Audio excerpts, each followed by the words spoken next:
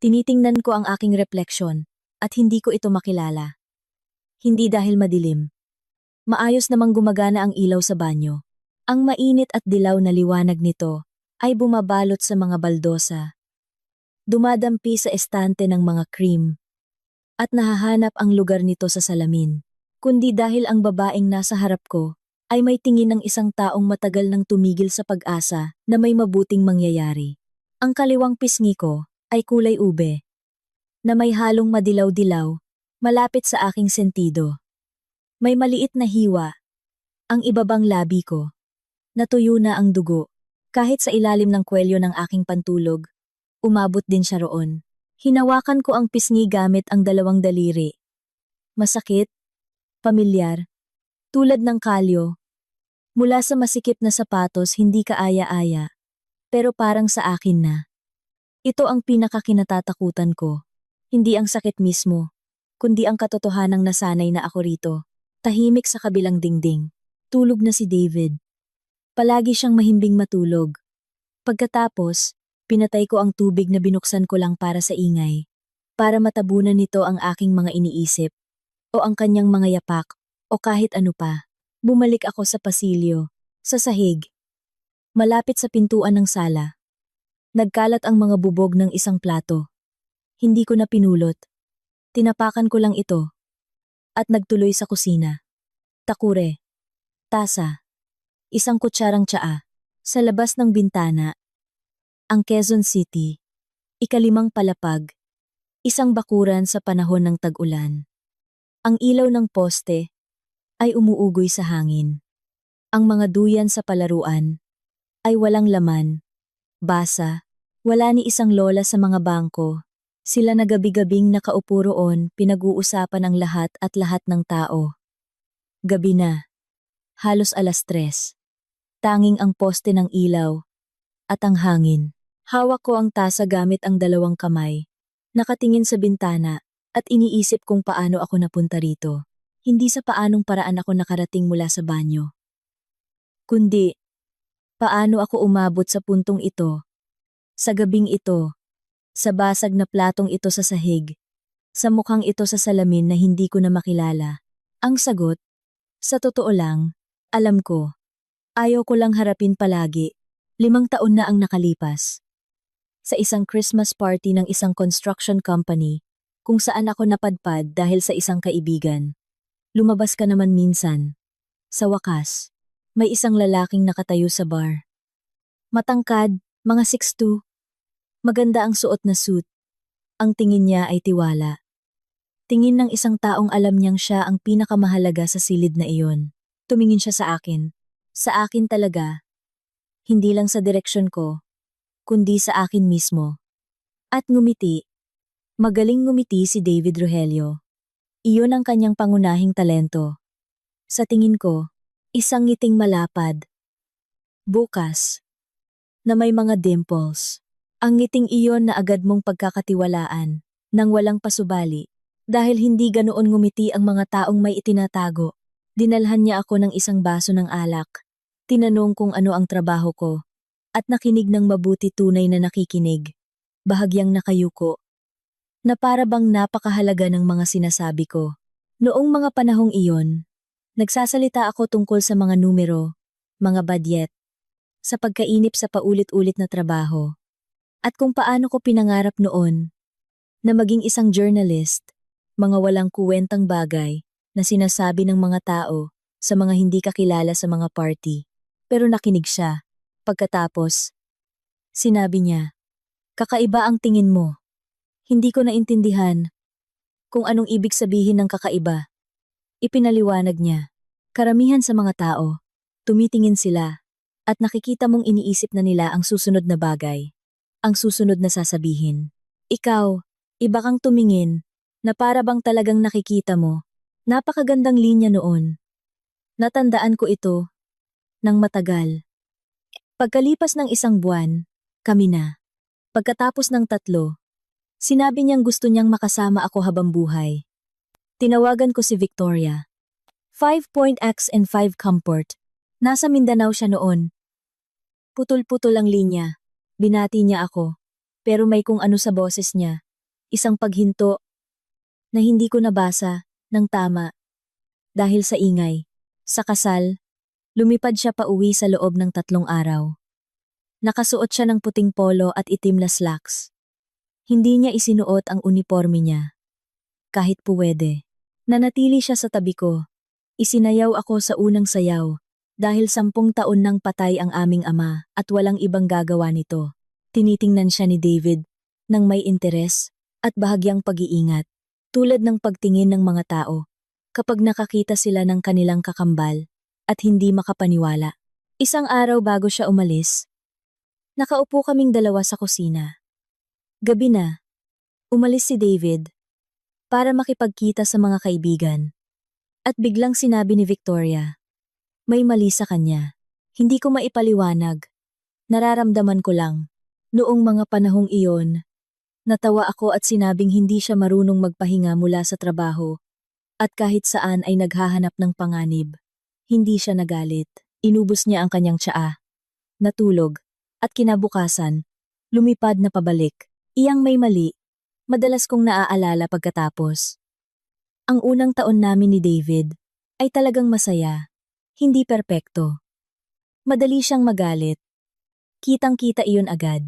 Kayang-kaya niyang sigawan ng isang empleyado sa telepono o ihampas ang tasa kapag galit. Pero pagkatapos ay kumakalma siya at nagiging maayos ang lahat. Akala ko, isang lalaking may karakter. Negosyo ay stress. Normal lang iyon. Sa 2 taon, nagsimula ang mga pagsabog. Ganoon niya iyon tawagin. Sumabog ako. Pasensya na. Kinakain ako ng trabaho. Mas madalas na ang pagtaas ng boses. At mas tumpak na ang paglipad ng mga bagay.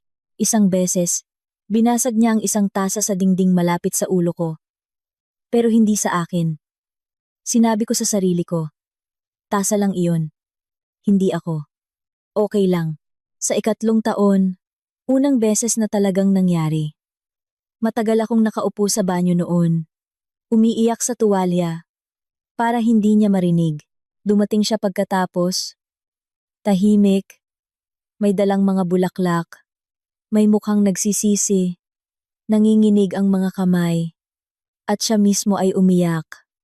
Lumuhod. Hindi ko alam kung anong pumasok sa isip ko. Hinding-hindi na mauulit. Sumpaman. Naniwala ako. Gusto kong maniwala. Magkaiba ang maniwala. At ang gustong maniwala. Pero noon, hindi ko pa alam ang pagkakaiba. Mula roon, palala na ng palala. Hindi ka pansin-pansin. Dahan-dahan. Parang tubig na unti-unting kumakain sa pampang.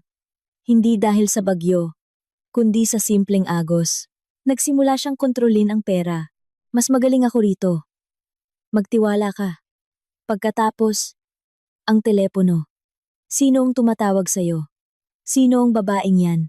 Bakit ka nakikipag-usap sa mga dati mong katrabaho? Pagkatapos, ang mga kaibigan. Sinisiraan kanila sa akin. Nakikita ko. Pagkatapos mong makipagkita sa kanila, iba ka na pag-uwi mo. Tumigil akong makipagkita sa mga kaibigan.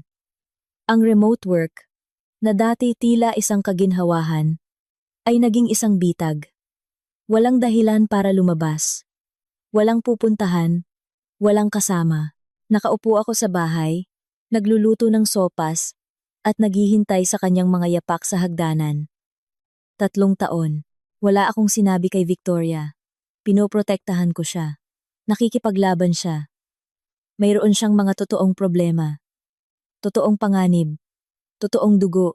Ang mga pasako ay tila hindi karapat-dapat na ipag-alala sa kanya. Iyon din ay bahagi ng ginawa niya sa akin. Kinumbinsi niya akong ako ay hindi mahalaga. Na ang mga problema ko ay hindi totoo.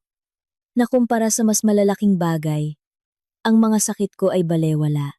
Inubos ko ang tsaa. Lumamig na pala. 5 oras bago iyon, nagsimula ang lahat gaya ng dati. Nagluluto ako ng sopas, simpleng tinolang manok, may hilaw na papaya at sayote. Binuksan ko ang radyo, may tumutugtog na kalmadong jazz, pang background lang. Hinihiwa ko ang dahon ng sili. Dumidilim na sa bintana. Maagang dumidilim tuwing Oktubre sa Quezon City. Mula 3:00, dapit hapon na. At pagsapit ng 6:00, gabi na talaga. Hindi ko binuksan ang ilaw sa sala. Bakit nga ba? Mas sanay na ako sa dilim. Mas kalmado. Mas kaunti ang nakikita. 7:00 ng gabi.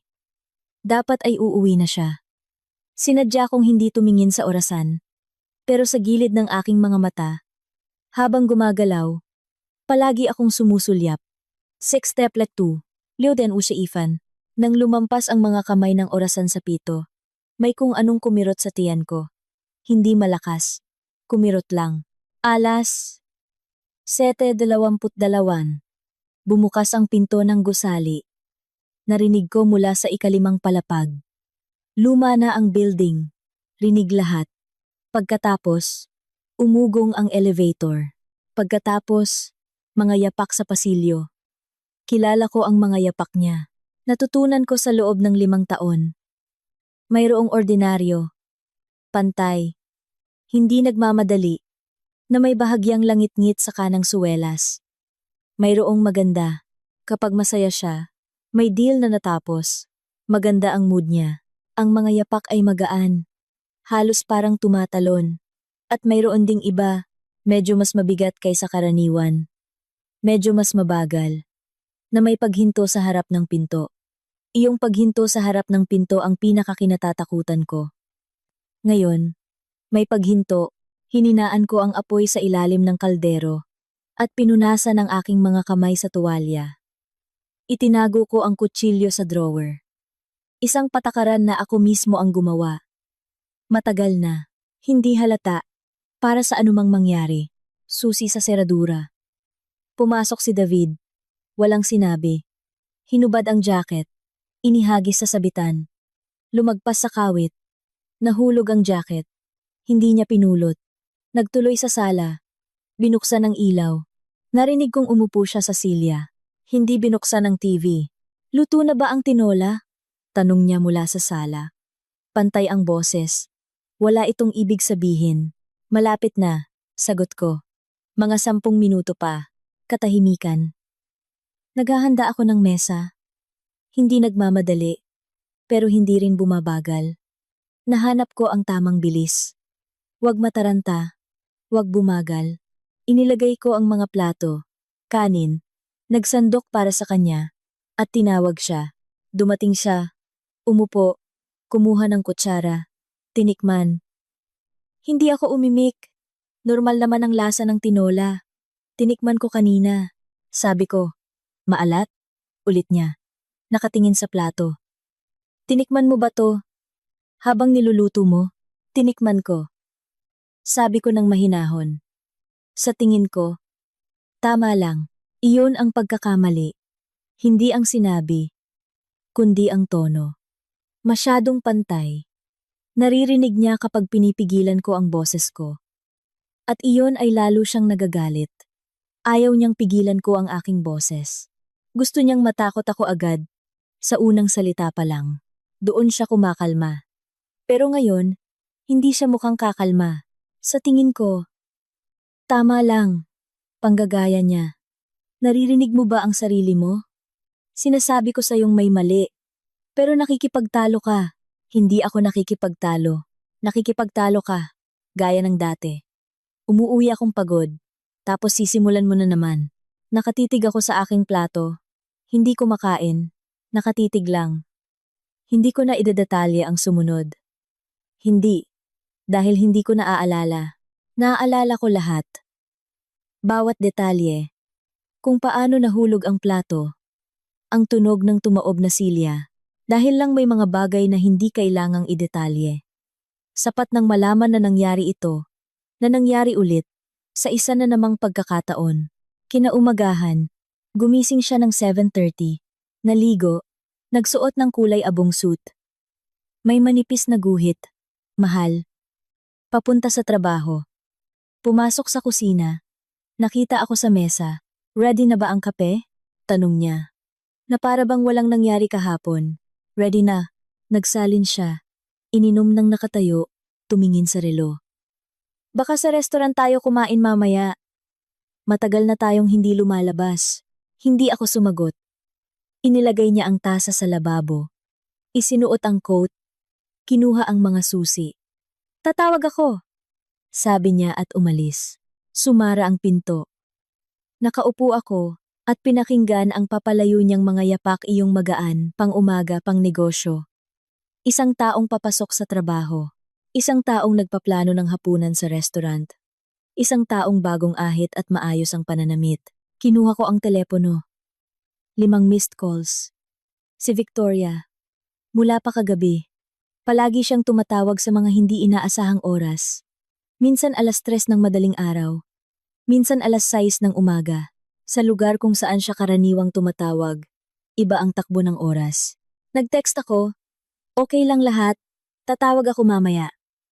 Ibinaba ko ang telepono. Tatawag ako mamaya. Ang ibig sabihin niyon ay hindi kailanman. Ang ibig sabihin niyon, hindi ako makapagsalita dahil iiyak ako. At kung iiyak ako, kailangan kong magpaliwanag. At ayokong magpaliwanag. Dahil may sasabihin siya na magpapaguho ng lahat. At para sa akin noon, parang wala namang natitirang maguguho pa. Lumabas ako sa balkonahe. Ang panahon ay kulay abo. Basa, may amoy ng nabubulok na dahon, at kung anong matalim sa hangin. Siguro dahil sa nalalapit na malakas na tag-ulan, o simpleng hangin lang na may dalang amoy ng bagyo bago pa man ito dumating. Sa bakuran, ang mga lola ay nasa kanilang pwesto na sa bangko, nakasuot ng makapal na damit, may mga dalang bayong. Isang lola ang tumingala, tumingin sa akin, tapos ibinaling ang tingin. Si Aling Zenny mula sa ika-4 na palapag. Naririnig niya lahat, palaging naririnig. Manipis ang mga pader. Nakatira siya sa ilalim mismo namin. Nagbabatian kami sa pasilyo. Kailanman, ni minsan, wala siyang sinabi. Pumasok ako mula sa balkonahe. Isinara ang pinto. Nagtrabaho ako hanggang tanghali remote. Mga spreadsheet, budget, mga dokumento. Ang construction company ay isang abstract na konsepto. Para sa akin, mga email, numero, minsan, mga voice call. Halos walang totoong tao. Minsan sinabi ni David na maginhawa ito, hindi na kailangang bumiyahe. Nasa bahay ka lang. Ginagawa ang trabaho mo. Sinabi niya iyon na parang nag-aalala. Naintindihan ko lang iyon pagkatapos. 2:00 ng hapon. May kumatok sa pinto. Wala akong inaasahang bisita. Umuuwi si David ng 7:00. Dumarating ang delivery tuwing Miyerkules. Lumapit ako sa pinto. Nagtanong, "Sino yan? Buksan mo!" Sabi ng isang boses sa kabilang panig. Binuksan ko. Nakatayo si Victoria sa pasilyo. May military rucksack sa balikat. Nakasibilyan maong, madilim na jacket. Combat boots. Maikling buhok. Balat na sunog sa araw ng isang taong hindi nagbakasyon sa resort. Pantay. Malalim. Lalo na sa pisngi at noo. At pagod. Tunay, malalim na pagod. Iyong hindi nawawala sa isang gabing tulog lang. Iyong naninirahan sa linya ng mga balikat. At sa paraan ng pagtayo, sa unang segundo, nagkatinginan lang kami. Pagkatapos, lumipat ang tingin niya sa kaliwang pisngi ko. Ube, na may halong dilaw. Wala akong nasabi. Hindi nakapag-makeup, hindi nakasuot ng scarf, hindi nakapaghanda ng paliwanag. Nakatayo lang siya at nakatingin. Kailanman sa buong buhay ko, hindi ko pa nakita ang ganoong ekspresyon sa mukha niya. Tahimik siya ng ilang segundo, na mas matagal pa kaysa karaniwang mga segundo. Pagkatapos, pumasok siya. Inilapag ang rucksack sa tabi ng dingding. At isinara ang pinto. May kape ba? Tanong niya. Meron. Mabuti. Naglakad siya papunta sa kusina. Na para bang palagi siyang narito. Kahit hindi naman, huling beses siyang naparito, ay mahigit 1 taon na ang nakalipas. Ilang oras lang. Magpakulo ka ng tubig. Nagpakulo ako ng tubig. Umupo siya sa isang bangko sa tapat ng bintana. Sumandal sa mesa. At tumingin sa bakuran. Sa mga lola. Sa mga duyan, walang sinabi tungkol sa pasa o kung bakit hindi ko sinasagot ang mga tawag niya. Hindi ka man lang nagsabi, sabi ko sa wakas. Kumuha ako ng tiket kagabi. Tumingin siya. Unang leave sa loob ng 2 taon. 14 na araw, at dito ka agad dumiretso. Saan pa ba? Kumulo ang tubig. Nagsalin ako sa 2 tasa, inilagay sa harap niya, at umupo sa tapat niya. Tahimik kami. Pero iyon ang normal naming katahimikan. Ang katahimikan ng magkakambal. Yung nangyayari lang sa pagitan ng mga taong galing sa iisang ugat. Hindi kailangang punan. Pero pagkatapos, nagsalita siya. Matagal na ba? Isang tanong lang. Nakatingin siya sa tasa. Hindi sa akin. Gusto kong sabihin anong matagal na. Gusto kong tumayo at umalis sa kusina. Iyon ang plano. Isang maganda at subok na plano. Sa halip, sinabi ko. Mga 3 taon. Tumango si Victoria ng dahan-dahan. Itinaas ang tasa. Uminom. At ibinaba ulit. Ikuwento mo. Ikinuwento ko. Hindi lahat. At hindi agad. Sa simula. Wala talaga. Nakaupo lang. At nakatingin sa mesa. Sinasabing, wala to. Nabunggo lang ako sa pinto. Alam mo namang clumsy ako minsan. Nakikinig si Victoria. Hindi sumasabat. Hindi tumututol. Naghihintay lang. Marunong siyang maghintay. Alam ko iyon palagi. Matiyaga siyang naghihintay. Halos walang katapusan. Hanggang sa maintindihan ng kausap niya. Nawala na siyang tatakbuhan. Pagkatapos, nagsimula akong magsalita tungkol kay David sa pangkalahatan. Kung paano siya magtrabaho. Kung ano ang mga proyekto niya. Kung sino ang mga kliyente niya. Neutral. Nakikinig si Victoria. Tapos, bigla kong narinig ang sarili ko. Minsan pagod siya at sumasabog. Pero alam mo na, trabaho, stress. Palagi naman siyang nagsisisi pagkatapos. Hindi sumagot si Victoria. Nakatingin lang sa pisngi ko, tapos sa mga kamay ko. Itinago ko ang mga kamay ko sa ilalim ng mesa. May mga marka roon na hindi nakikita sa ilalim ng damit. Lina, mahina niyang sabi. At sa boses niya, walang awa, walang paninisi. Ang pangalan ko lang. At dahil doon, umiyak ako. Hindi tulad ng pag-iyak sa publiko. Pangit, walang pagpipigil. Tumulo lang ang mga luha. At hindi ko pinigilan. Nakaupo lang. At tahimik na umiiyak. At si Victoria, hindi niya ako niyakap. O sinabing okay lang ang lahat. Dahil alam naming pareho. Na hindi iyon totoo. Nakaupo lang siya sa tabi ko. Iyon ang mas tama. Pagkatapos, ikinuwento ko. Hindi lahat agad. Pira-piraso. Palundag-lundag. Mula sa nakaraang taon. Sa simula pa lang. Hanggang noong isang araw. Hindi nagtatanong si Victoria. Hindi nililinaw ang pagkakasunod-sunod. Nakikinig siya sa esensya. Ano ang ginawa niya? Paano? Sa anong mga sitwasyon? Ano ang nangyari? Bago at pagkatapos. Isang beses, tumayo siya at lumabas sa balkonahe. Tumayo roon ng mga 5 minuto. Nakikita ko siya sa salamin, nakatalikod sa akin, mga kamay sa bulsa, nakatingin sa bakuran. Pagkatapos ay bumalik. Nagsalin ulit ng tsaa. Malamig na, walang sinabi kung bakit siya umalis. Alam ko, para kontrolin ang galit na namumuo sa loob niya. May ganitong kakayahan si Victoria. Umalis, magpigil, bumalik na kalmado. Ganoon ang mga commander. Hindi pwedeng hindi. Pero kilala ko siya. Mula pa noong ipinanganak kami.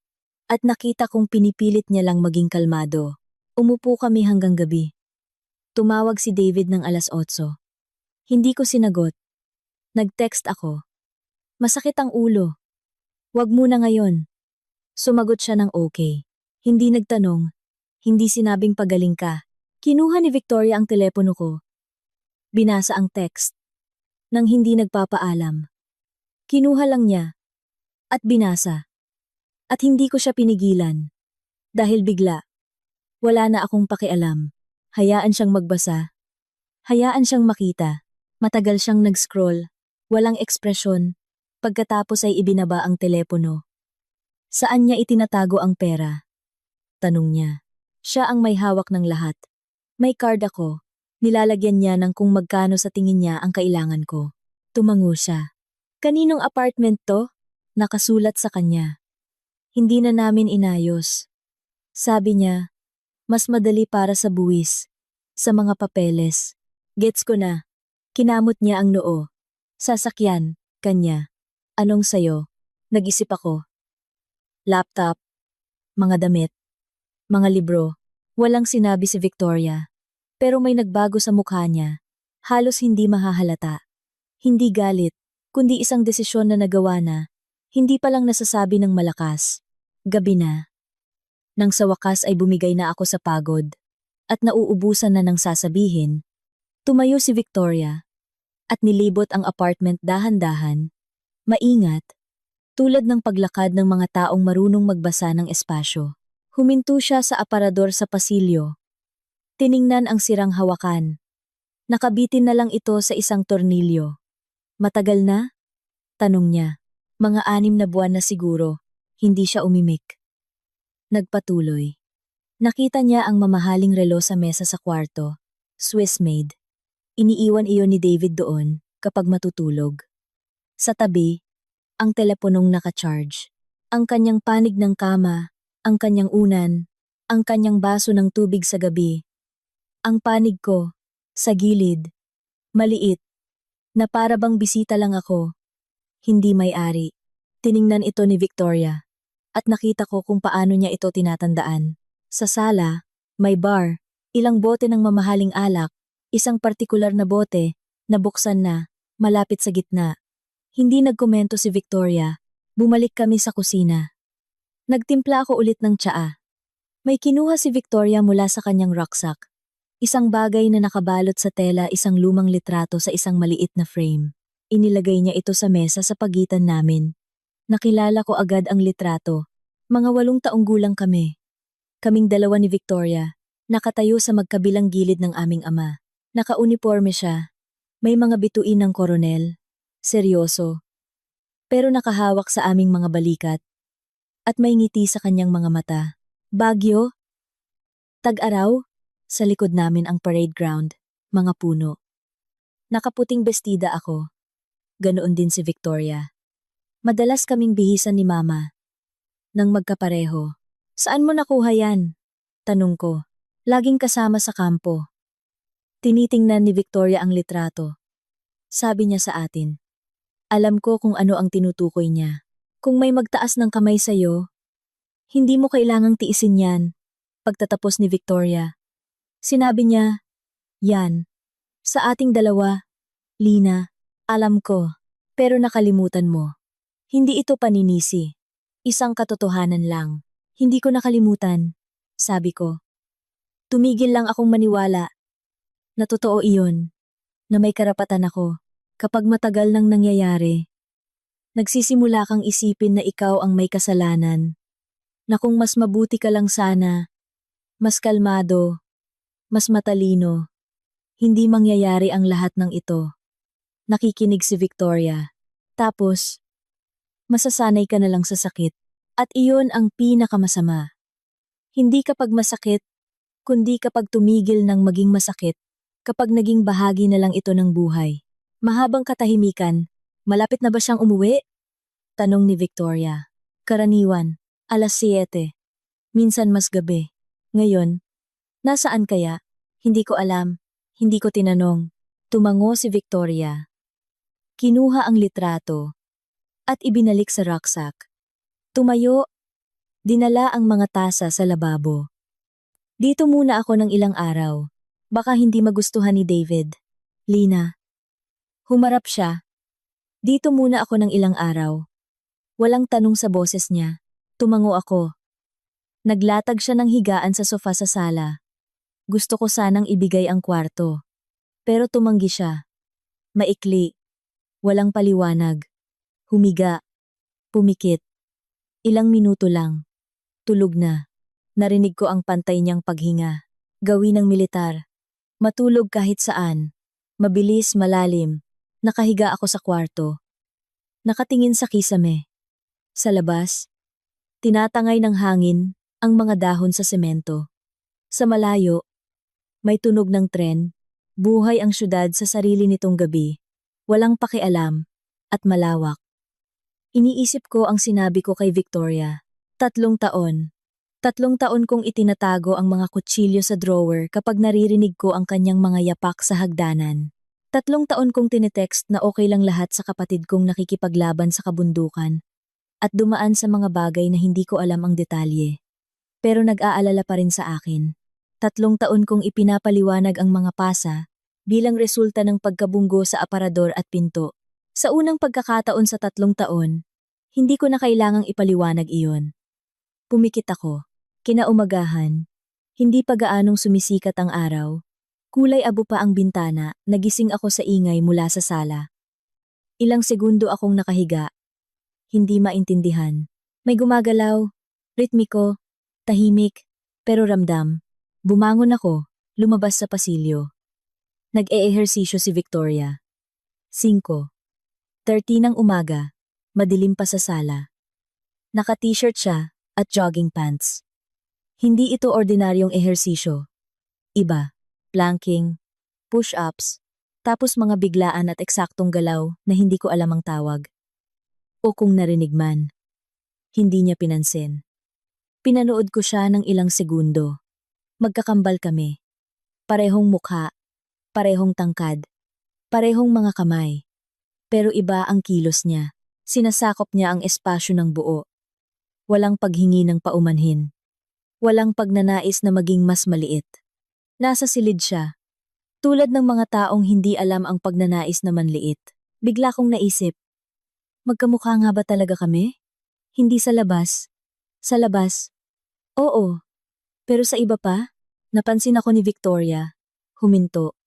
Pantay ang hininga. Nagising ba kita? Hindi. Maaga akong nagigising. Magtitimpla ako ng kape. Muli, nakaupo kami sa kusina. Ngayon, umaga na. At iba ang liwanag. At sa labas ng bintana, nagsisimula ng gumalaw ang bakuran. May naglalakad ng aso. May nagtatapon ng basura. Mula sa kabilang gusali. Ikwento mo sa akin ang tungkol sa kanya ng mas detalyado, sabi ni Victoria. Hawak niya ang tasa sa isang kamay, nakatingin sa mesa. Hindi tulad ng kahapon. Iba. Anong iba? Paano siya gumagana? Ano ang mahalaga sa kanya? Ano ang kinatatakutan niya? Tumingin ako sa kanya. Nakatingin siya sa akin ng diretso. At sa tingin na iyon, may bago. Isang bagay na hindi ko nakita kahapon. Kahapon, nakikinig siya bilang kapatid. Ngayon, bilang isang taong nakapagdesisyon na at nangangalap na lang ng impormasyon. Victoria, sabi ko. Anong binabalak mo? Hindi siya agad sumagot. Una, ikwento mo muna sa akin ang lahat tungkol sa kanya. Bawat detalye, tinitingnan ko siya. Ang mukhang ito na akin, at hindi akin ng sabay. Ang tuwid niyang likod. Ang mga kamay na may kalyo. Ang tingin ng isang taong sanay. Gumawa ng desisyon. At managot para dito. Sa labas. Umuugoy ang ilaw ng poste. Tinatangay ng hangin ng tag-ulan ang mga dahon sa basang semento. Si Aling Zenny mula sa ika-4 na palapag ay nasa bangko na. Nakasuot ng makapal na damit. May dalang bayong. Nakatingin sa malayo. Kinuha ko ang tasa. Uminom. At nagsimulang magkuwento. Kinaumagahan. Bumalik si David mga bandang 10:00. Narinig ko siya sa pasilyo. Elevator, tapos mga yapak. Karaniwan, hindi nakakatakot. Magandang yapak. Nakatayo ako sa tabi ng kalan. Hawak ang sandok na kahoy. At hindi gumagalaw. Si Victoria ay nakaupo sa mesa. May hawak na tasa ng kape at may binabasa sa telepono. Hindi siya tumingin sa akin. Bahagya lang niyang inusog ang siko. Nagbigay ng espasyo sa mesa. Binuksan ni David ang pinto, pumasok, nagtuloy sa pasilyo, hinubad ang jacket, at nakita ang hindi pamilyar na raksak sa tabi ng dingding. "Sinong dumating?" Tanong niya mula sa entrada. "Si ate," sabi ko, isang paghinto.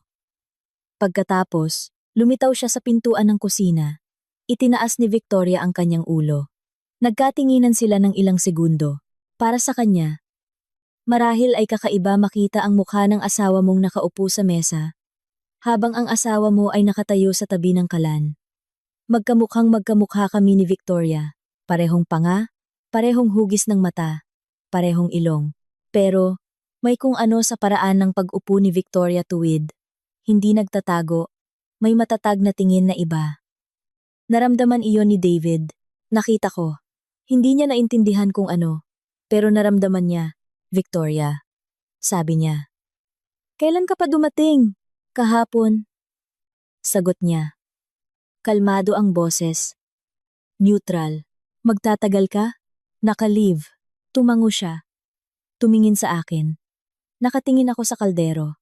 Pagkatapos, naglakad siya papunta sa sala at binuksan ang TV.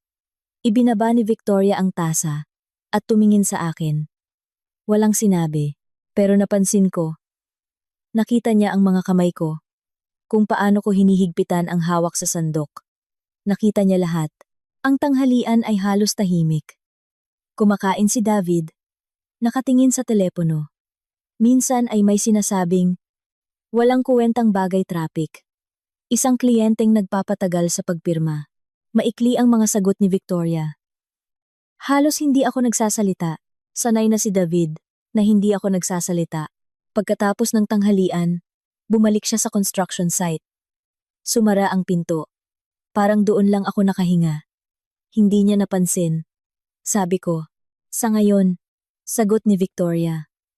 Tumayo siya. Dinala ang mga plato sa lababo. Binuksan ang gripo.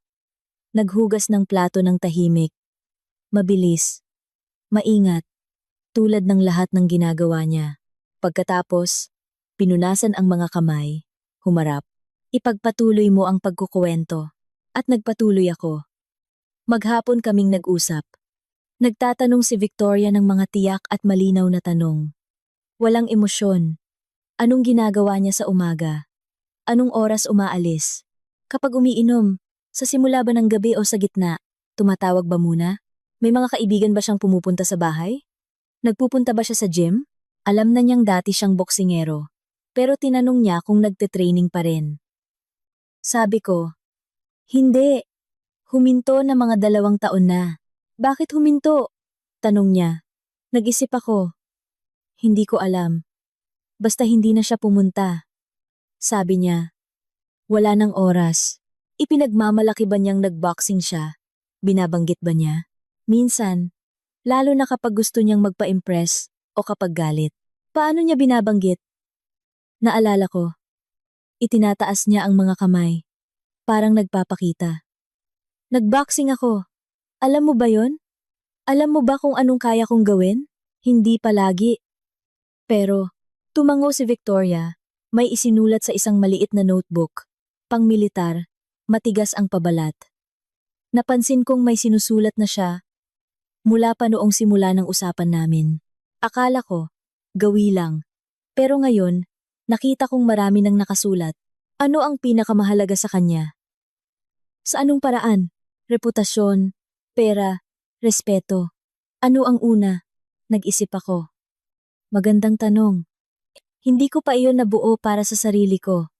Pero ang sagot, nakakagulat, ay mabilis kong nahanap.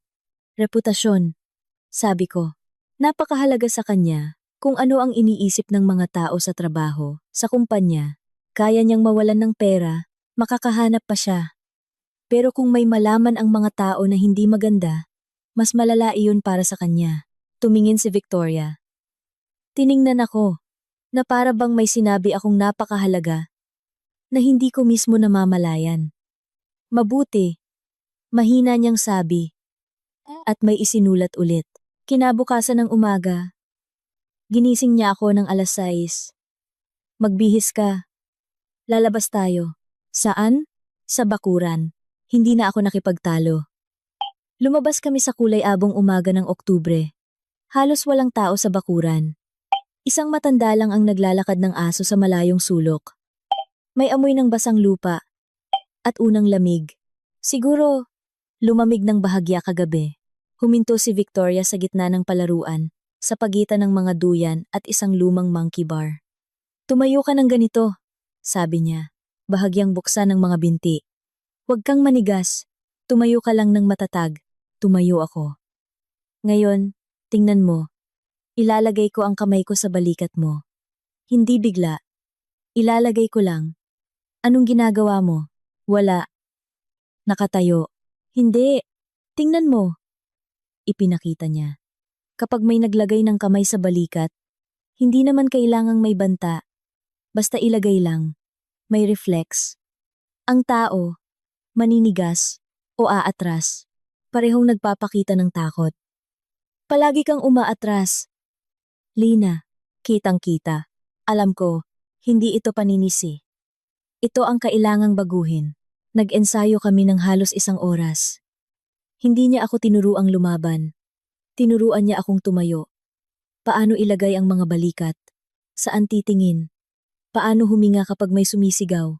Huwag mong pigilan ang hininga mo. Kitang-kita agad yan. Nagpapakita agad. Yan natakot ka. Kapag pinipigilan mo ang hininga mo, paliwanag niya.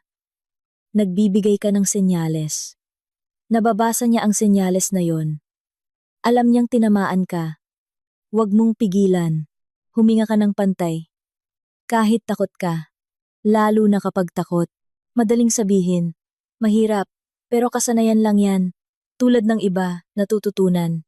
Pagbalik namin sa bahay, sumasakit ang mga kalamnan ko sa likod. Hindi ko naintindihan kung bakit. Hanggang sa ipaliwanag ni Victoria. Palagi akong bahagyang nakayuko. Sa loob ng maraming taon, naalala ng katawan ko ang posisyon na yon. Mas maliit. Hindi ka pansini-pansin.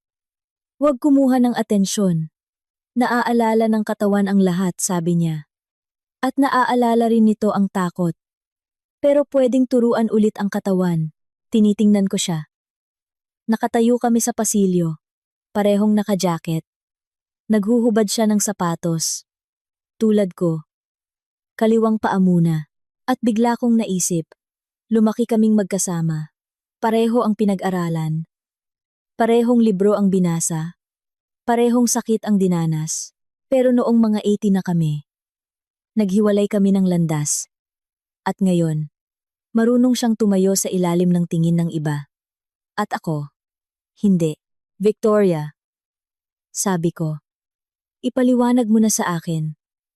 Ano ba talaga ang binabalak mo? Tumuwid siya, tumingin sa akin. Ayaw mo talagang malaman, sabi niya. Kung sasabihin ko, kailangan mo nang magdesisyon. Habang hindi mo pa alam, pwede ka pang hindi magdesisyon ng konti. Totoo iyon. Tumahimik ako. Kaya una, gusto kong may gawin ka. Pagpapatuloy niya. Tawagan mo ang abogado. Hindi bukas. Hindi mamaya. Ngayon, hahanap ako ng numero. May magaling na espesyalista sa family law. Tumawag ka lang.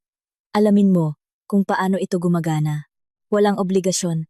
Alamin mo lang. At anong maitutulong niyan? Impormasyon. At ang impormasyon, iyon ang lahat. Tumango ako. Ang pangalan ng abogado ay Attorney Lorna Reyes. Nahanap siya ni Victoria sa pamamagitan ng mga kakilala. Isang matigas na propesyonal. Mabilis kumilos. Walang drama. At tinawagan ko siya, ng araw ding iyon. Nag-usap kami ng 20 minuto. Kalmado at propesyonal magsalita si Attorney Reyes.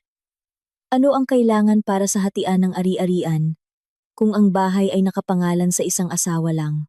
Paano itinatala ang mga kaso ng karahasan? Ano ang mapapatunayan at ano ang hindi? Gaano katagal ang proseso? Isinulat ko lahat. Ibinaba ang telepono. Tiningnan ang mga sinulat ko. Oh? Tanong ni Victoria. Ang apartment. Sabi ko. Sabi niya. Kung binili sa loob ng kasal, hindi mahalaga kung kanino nakapangalan. Conjugal property yun. May karapatan ako sa kalahati. Tama siya. Pero kailangan ng ebidensya ng karahasan. Para mapunta ito sa tamang kaso. Kung hindi, puwede niyang kuwestiyunin ang hatian, patagalin, kumuha ng magagaling na abogado. Magkakaroon ng ebidensya, sabi ni Victoria. Pinapangako ko sa'yo, gabi ng araw na iyon, nasa trabaho pa si David. Sabi ni Victoria, halika rito. Nakaupo siya sa harap ng vanity table ko sa kwarto. Nakalatag sa harap niya ang mga makeup ko. Karamihan doon ay hindi ko na ginagamit, matagal na, pero nandoon pa rin. Lumapit ako. Umupo ka. Umupo ako. Ipakita mo sa akin kung paano ka mag-makeup. Tiningnan ko siya. Para saan? Lina. Ipinakita ko. Tumingin siya ng mabuti. Hindi tulad ng pagtingin dahil sa kuryosidad kundi parang nag-aaral. Pagkatapos, pinapunta niya ako sa labas at pinakuha ng damit, yung karaniwan kong sinusuot sa bahay. Nagdala ako ng ilang piraso, pinili niya, at pinili ang isa. Ngayon, pumunta ka sa kusina. Tatawagin kita. Pumunta ako.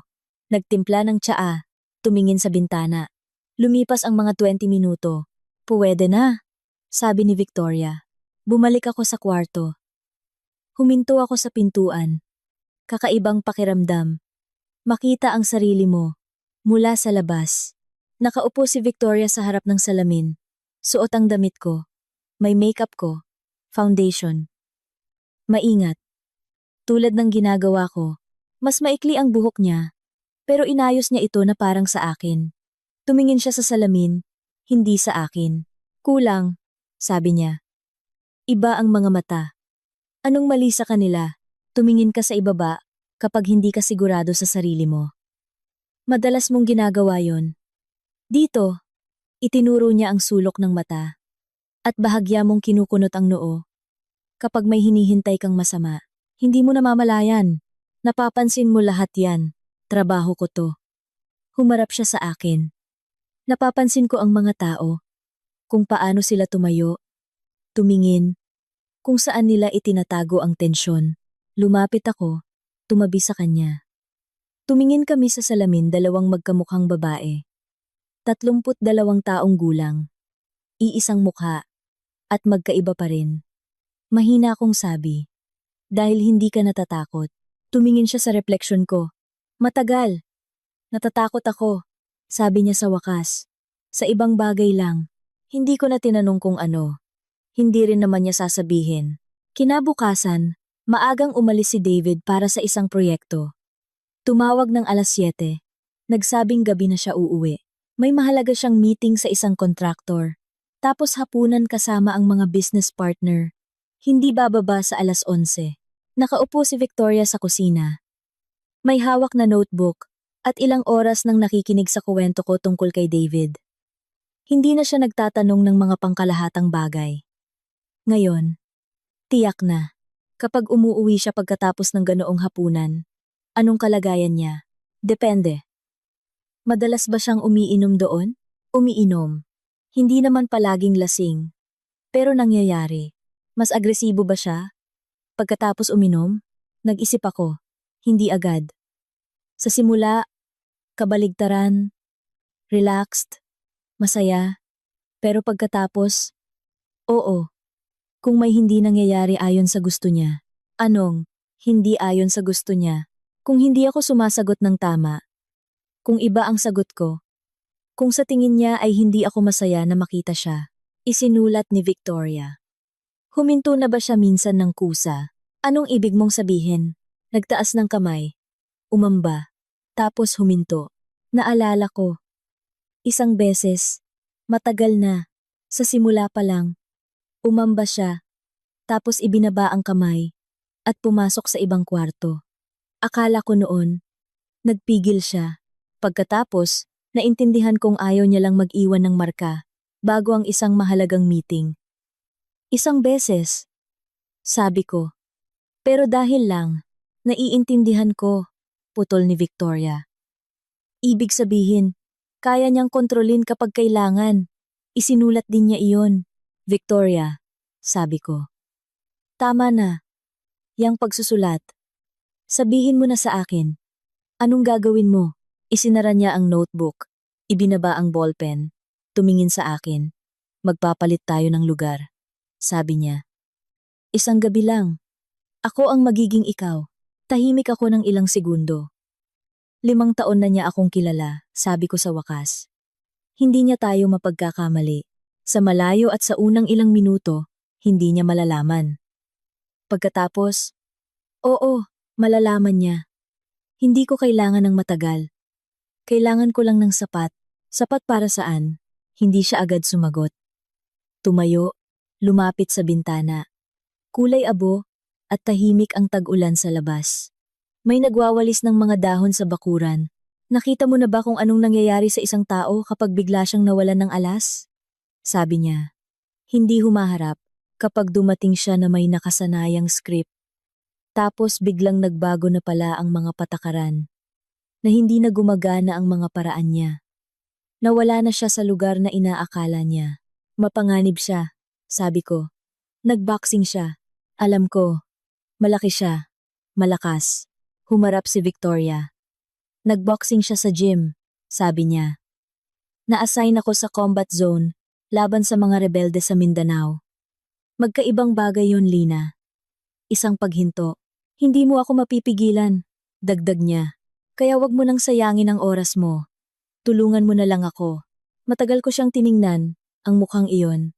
Pareho nang sa akin, at napakaiba. Paano kita matutulungan? Ipakita mo sa akin kung paano ka maglakad. Kakaiba iyon. Maglakad sa sarili kong apartment habang pinag-aaralan ka ng kakambal mo na parang isang papel sa dula. Pero iyon mismo ang ginagawa ni Victoria. Tinitingnan kung paano ako gumalaw. Saan ko inilalagay ang mga paa ko. Paano ko hinahawakan ang mga kamay ko.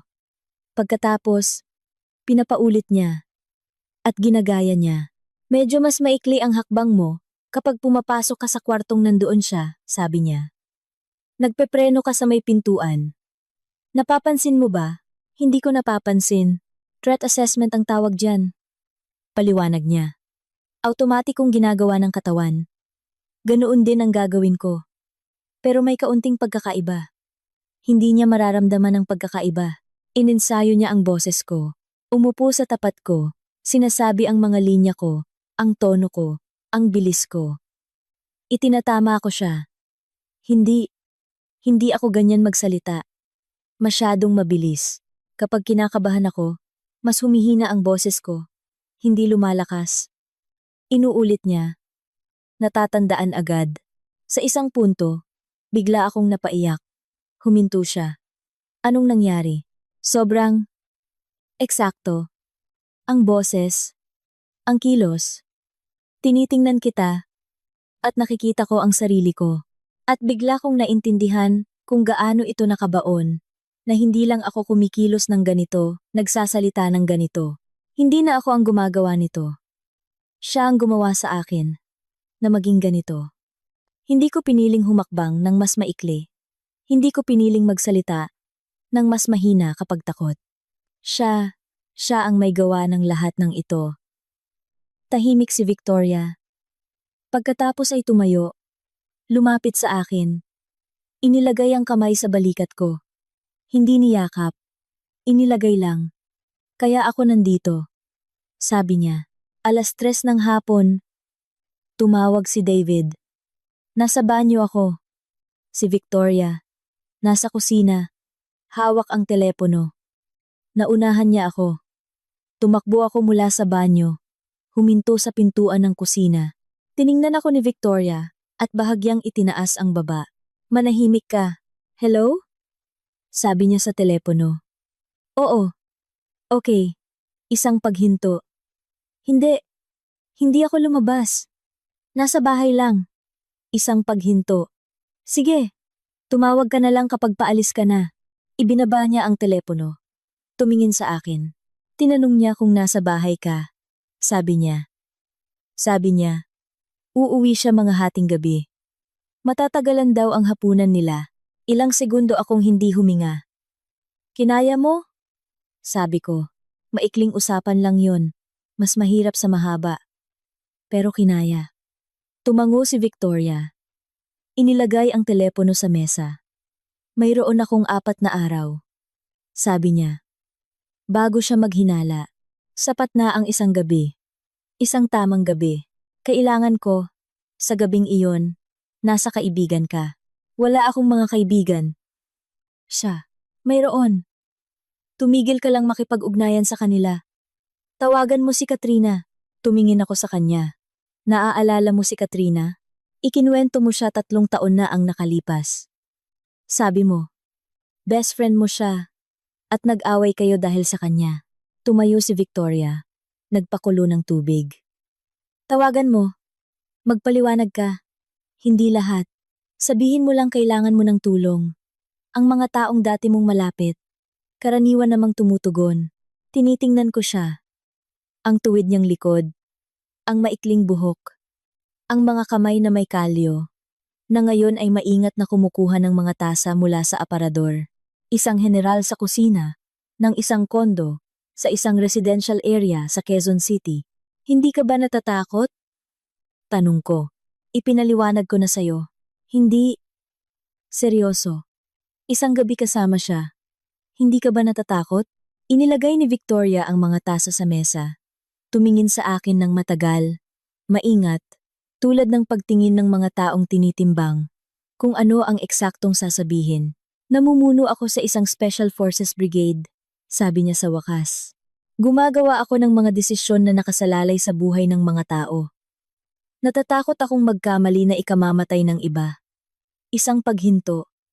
Ang asawa mo, hindi siya ang kinatatakutan ko.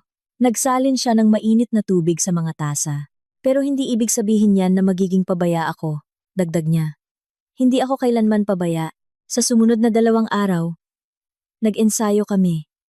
Tinuturuan ni Victoria ang sarili niya. Pinag-aaralan niya ako na parang isang papel sa dula. Isang karakter na kailangang gampanan ng eksakto. Itinatama niya ang sarili niya. Nagtatanong para sa mga detalye. Tinitingnan mo ba siya kapag kumakain siya o hindi? Inaalis mo ba agad ang mga plato o naghihintay ka? Hinahalikan ka ba niya pag uwi niya? Palagi? Minsan? Hindi. Kailanman? Hindi kailanman. Matagal na. Isinulat iyon ni Victoria.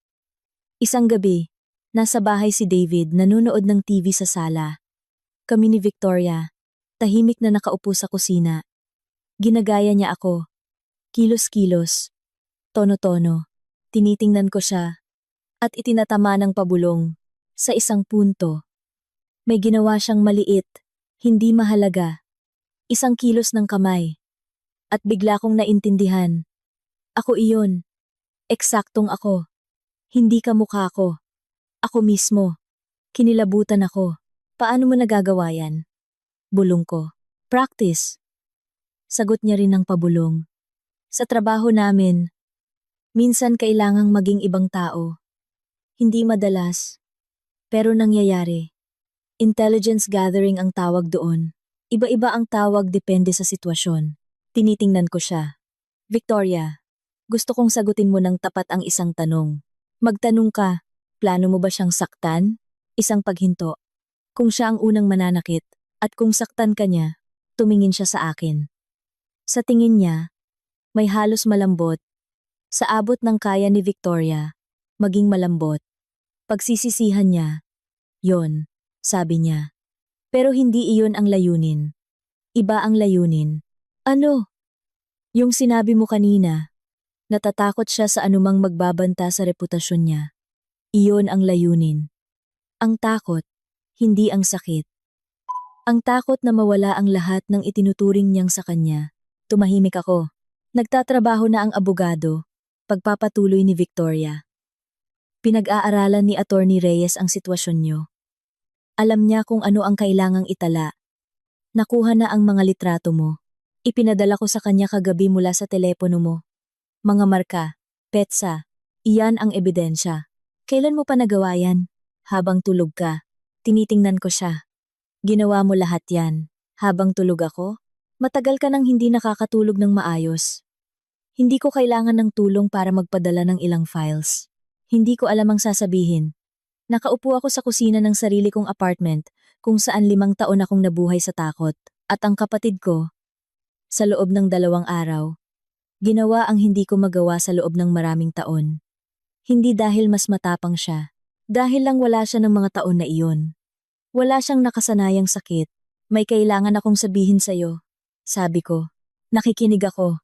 Nahihiya ako. Sobrang hiya. Hindi sa nangyari. O hindi lang doon. Nahihiya akong nalaman mo na nakaupo ka rito at ginagawa ito. Imbes na magpahinga sa unang leave mo sa loob ng 2 taon na nangyayari ito.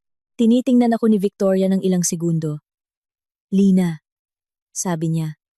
Ang bakasyon, ginagawa mo ang mahalaga. Isang paghinto. Mahalaga ka. Sa kabilang dingding. Sa sala. Nagpalit ng channel si David. May umingay. Isang malakas na commercial. Bahagya akong nagulat. Nakita ni Victoria. Sa isang araw, mahina niyang sabi, tawagan mo si Katrina ngayon. Tumawag ako. Sinagot ni Katrina sa ikalawang ring. Narinig ang boses ko. At ang una niyang sinabi, hindi anong nangyari. Hindi buhay ka pa ba? Punta ka rito. 2 salita. Hindi ako naiyak. Halos.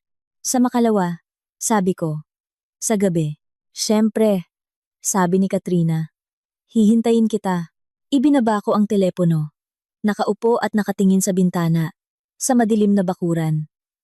Kinuha ni Victoria ang kanyang notebook. Binuksan sa huling pahina. Binasa ulit. May idinagdag. Ayan. Sabi niya.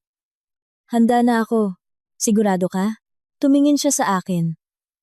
Hindi ako pumupunta sa lugar na hindi ako handa. Mabilis na dumating ang makalawa. Palaging ganoon. Kapag may hinihintay kang may kaba, umiikli ang oras at lumilipad. Kinaumagahan ng araw na iyon, halos hindi kami nag-usap. Nag-almusal, nag-ehersisyo si Victoria. Hindi na ako nagigising sa kanya. Nasanay na. Umalis si David ng 8:00. Malaking araw daw sa site. Sabi niya, uuwi siya ng mga 8:00 ng gabi. 4:00 ng hapon. Nag-empake ako ng maliit na bag. Walang espesyal.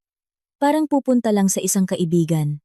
Nakatayo si Victoria sa kwarto, sa harap ng salamin, at ginagawa ang nakita ko na, nagiging ako. Damit ko, ayos ng buhok hanggat maaari. Makeup na maingat.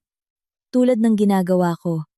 Tumingin siya sa salamin, at may kaunting inaayos, sinusubukan. Isang paglingon. Isang tingin. Huwag kang tumingin ng diretso sa salamin, sabi ko. Hindi ako ganyan tumingin. Medyo sa gilid. Ganito, inayos niya. Mas maganda, sabi ko. Pero iba ang mga mata. Masyado kang diretso tumingin. Iyon lang ang hindi ko mabambabago. Sabi ni Victoria. Isang paghinto. At hindi mo naman kailangang baguhin. Bigla kong sads. Hayaan mong tumingin siya sa'yo ng diretso. Hayaan niyang maramdaman ang pagkakaiba. Bahagyang ngumiti si Victoria. Ngayon, mas maganda na, sabi niya. 4:30. Umalis ako. Sa may pintuan. Huminto kami. Tinitingnan ko ang kapatid ko. Ang sarili kong mukha. Na mayroong hindi sa akin. At iyong, hindi sa akin, ang pinakamahalaga. Mayroon siyang katapatan na dati kong taglay. At nawala. Isang kapanatagan na hindi pagkukunwari. Totoo. Hinubog ng mga taon. Victoria, sabi ko, umalis ka na. Sagot niya. Magiging tama ang lahat. Lumabas ako ng apartment, bumaba sa elevator, lumabas sa bakuran. Si Aling Zenny, mula sa ika-4 na palapag, ay nakaupo sa bangko, kasama ang isang kapitbahay. Nang dumaan ako, tumingala siya, at tiningnan ako ng matagal, na para bang may gustong sabihin. Hindi siya nagsalita. Lumabas ako ng gate. Lumingon ng isang beses sa mga bintana ng ika-5 palapag. Madilim. Hindi nagsindi ng ilaw si Victoria. Ang langit ay kulay abo. Mababa. Mabigat. May amoy ng ulan. Iyong unang malakas na buhos. Na hindi pa dumarating. Pero malapit na. Naglakad ako papunta sa sakayan. Sa likod ko, naiwan ng gusali. Ang apartment. 5 taon ng takot. At kung ano pa, isang bagay na ngayong gabi ay magbabago. Naglalakad ako at iniisip. Sa unang pagkakataon sa mahabang panahon, pumupunta ako sa isang lugar. Nang mag-isa, walang paalam, walang paliwanag, walang takot na tutunog ang telepono, at boses niya ang maririnig ko. At kailangan kong magpaliwanag kung nasaan ako at bakit. Naglalakad lang. Kakaibang pakiramdam. Halos hindi ko nakilala, halos masarap. Sa bahay ni Katrina, amoy kape at lumang kahoy. Nakatira siya sa isang gusaling itinayo noong 70s. May matataas na kisame at mga bintanang hindi na sumasara ng maayos, kung saan sumisingit ang lamig ng gabi. Nakaupo kami sa kusina. Tinimplahan niya ako ng tsaa, at walang tinanong. Nakaupo lang sa tapat ko at naghihintay. Marunong maghintay si Katrina, naaalala ko iyon. Hindi ko maikukuwento sa'yo lahat. Sabi ko. Hindi pa sa ngayon. Okay lang. Sabi niya. Kailangan ko lang manatili rito ngayong gabi. Hanggang gabi na. Manatili ka kahit hanggang umaga. Sabi niya. May sofa ako. Tiningnan ko siya. 3 taon kaming hindi nagkita. 3 taon hindi nag-usap dahil kay David. Dahil sa kanyang sinisiraan kanila. Dahil sa pagkabulag ko noon. At ngayon. Nakaupo siya sa tapat ko. At sinasabing, manatili ka. Kahit hanggang umaga. Na para bang walang lumipas na 3 taon. Patawarin mo ako, sabi ko. Para saan? Dahil 3 taon akong hindi tumawag. Tiningnan ako ni Katrina. Tapos nagsalita. Naiintindihan ko kung bakit hindi ka tumawag. Hindi mo kasalanan yun. Matagal kaming nakaupo. Nagkuwento siya tungkol sa buhay niya. Trabaho, paglipat, isang pusa na inampun niya 1 taon na ang nakalipas. Nakikinig ako. At halos hindi naririnig. Ang isang bahagi ko ay nandoon. Sa ikalimang palapag ng aming gusali, sa apartment kung saan may nangyayari, na sinusubukan kong wag isipin ng masyadong detalyado. Nandoon si Victoria. Ayon lahat sa plano, alam niya ang ginagawa niya. Inuulit ko ito sa sarili ko, na parang isang dasal. 8:30, dumating ang text mula kay Victoria. Maikli. Nasa bahay na siya. Okay lang lahat. Hawak ko ang telepono. At tinitingnan ang mga salitang iyon, hanggang sa mawalan na sila ng kahulugan. May nangyari ba? Tanong ni Katrina. Wala. Itinago ko ang telepono. Okay lang lahat. Nagsalin pa si Katrina ng tsaa. Sa labas, buhay ang gabi ng Quezon City. Mga ilaw. Ingay mula sa EDSA. Sa malayo, ang tunog ng MRT. Isang ordinaryong syudad. Isang ordinaryong gabi. Pero hindi para sa akin. Pumikit ako at inisip si Victoria. At tumigil na isipin ang sarili ko. Narinig pa ni Victoria ang mga yapak niya sa pasilyo. Nakatayo siya sa tabi ng kalan. Nagiinit ng kung anong nasa ref. At nakikinig. Elevator. Mga yapak. Alam niya ang mga yapak na iyon. Ikinuwento ni Lina ng ilang beses na may katumpakang nagsasabi ng maraming taong pagsasanay. Ordinaryong yapak. Hindi nakakatakot. Maganda. Ibig sabihin, maganda ang mood. Naging matagumpay ang hapunan. Kasama ang mga business partner. Medyo nagbago iyon sa mga kalkulasyon. Inayos niya. Habang paakyat si David, nilibot ni Victoria ng tingin ang kusina. Ilang oras na siyang mag-isa rito. At hindi sinayang ang oras. Pinag-aralan niya ang apartment tulad ng pag-aaral sa isang lugar. Bago ang operasyon, mga daanan palabas, layout, kung saan nakalagay ang mga bagay.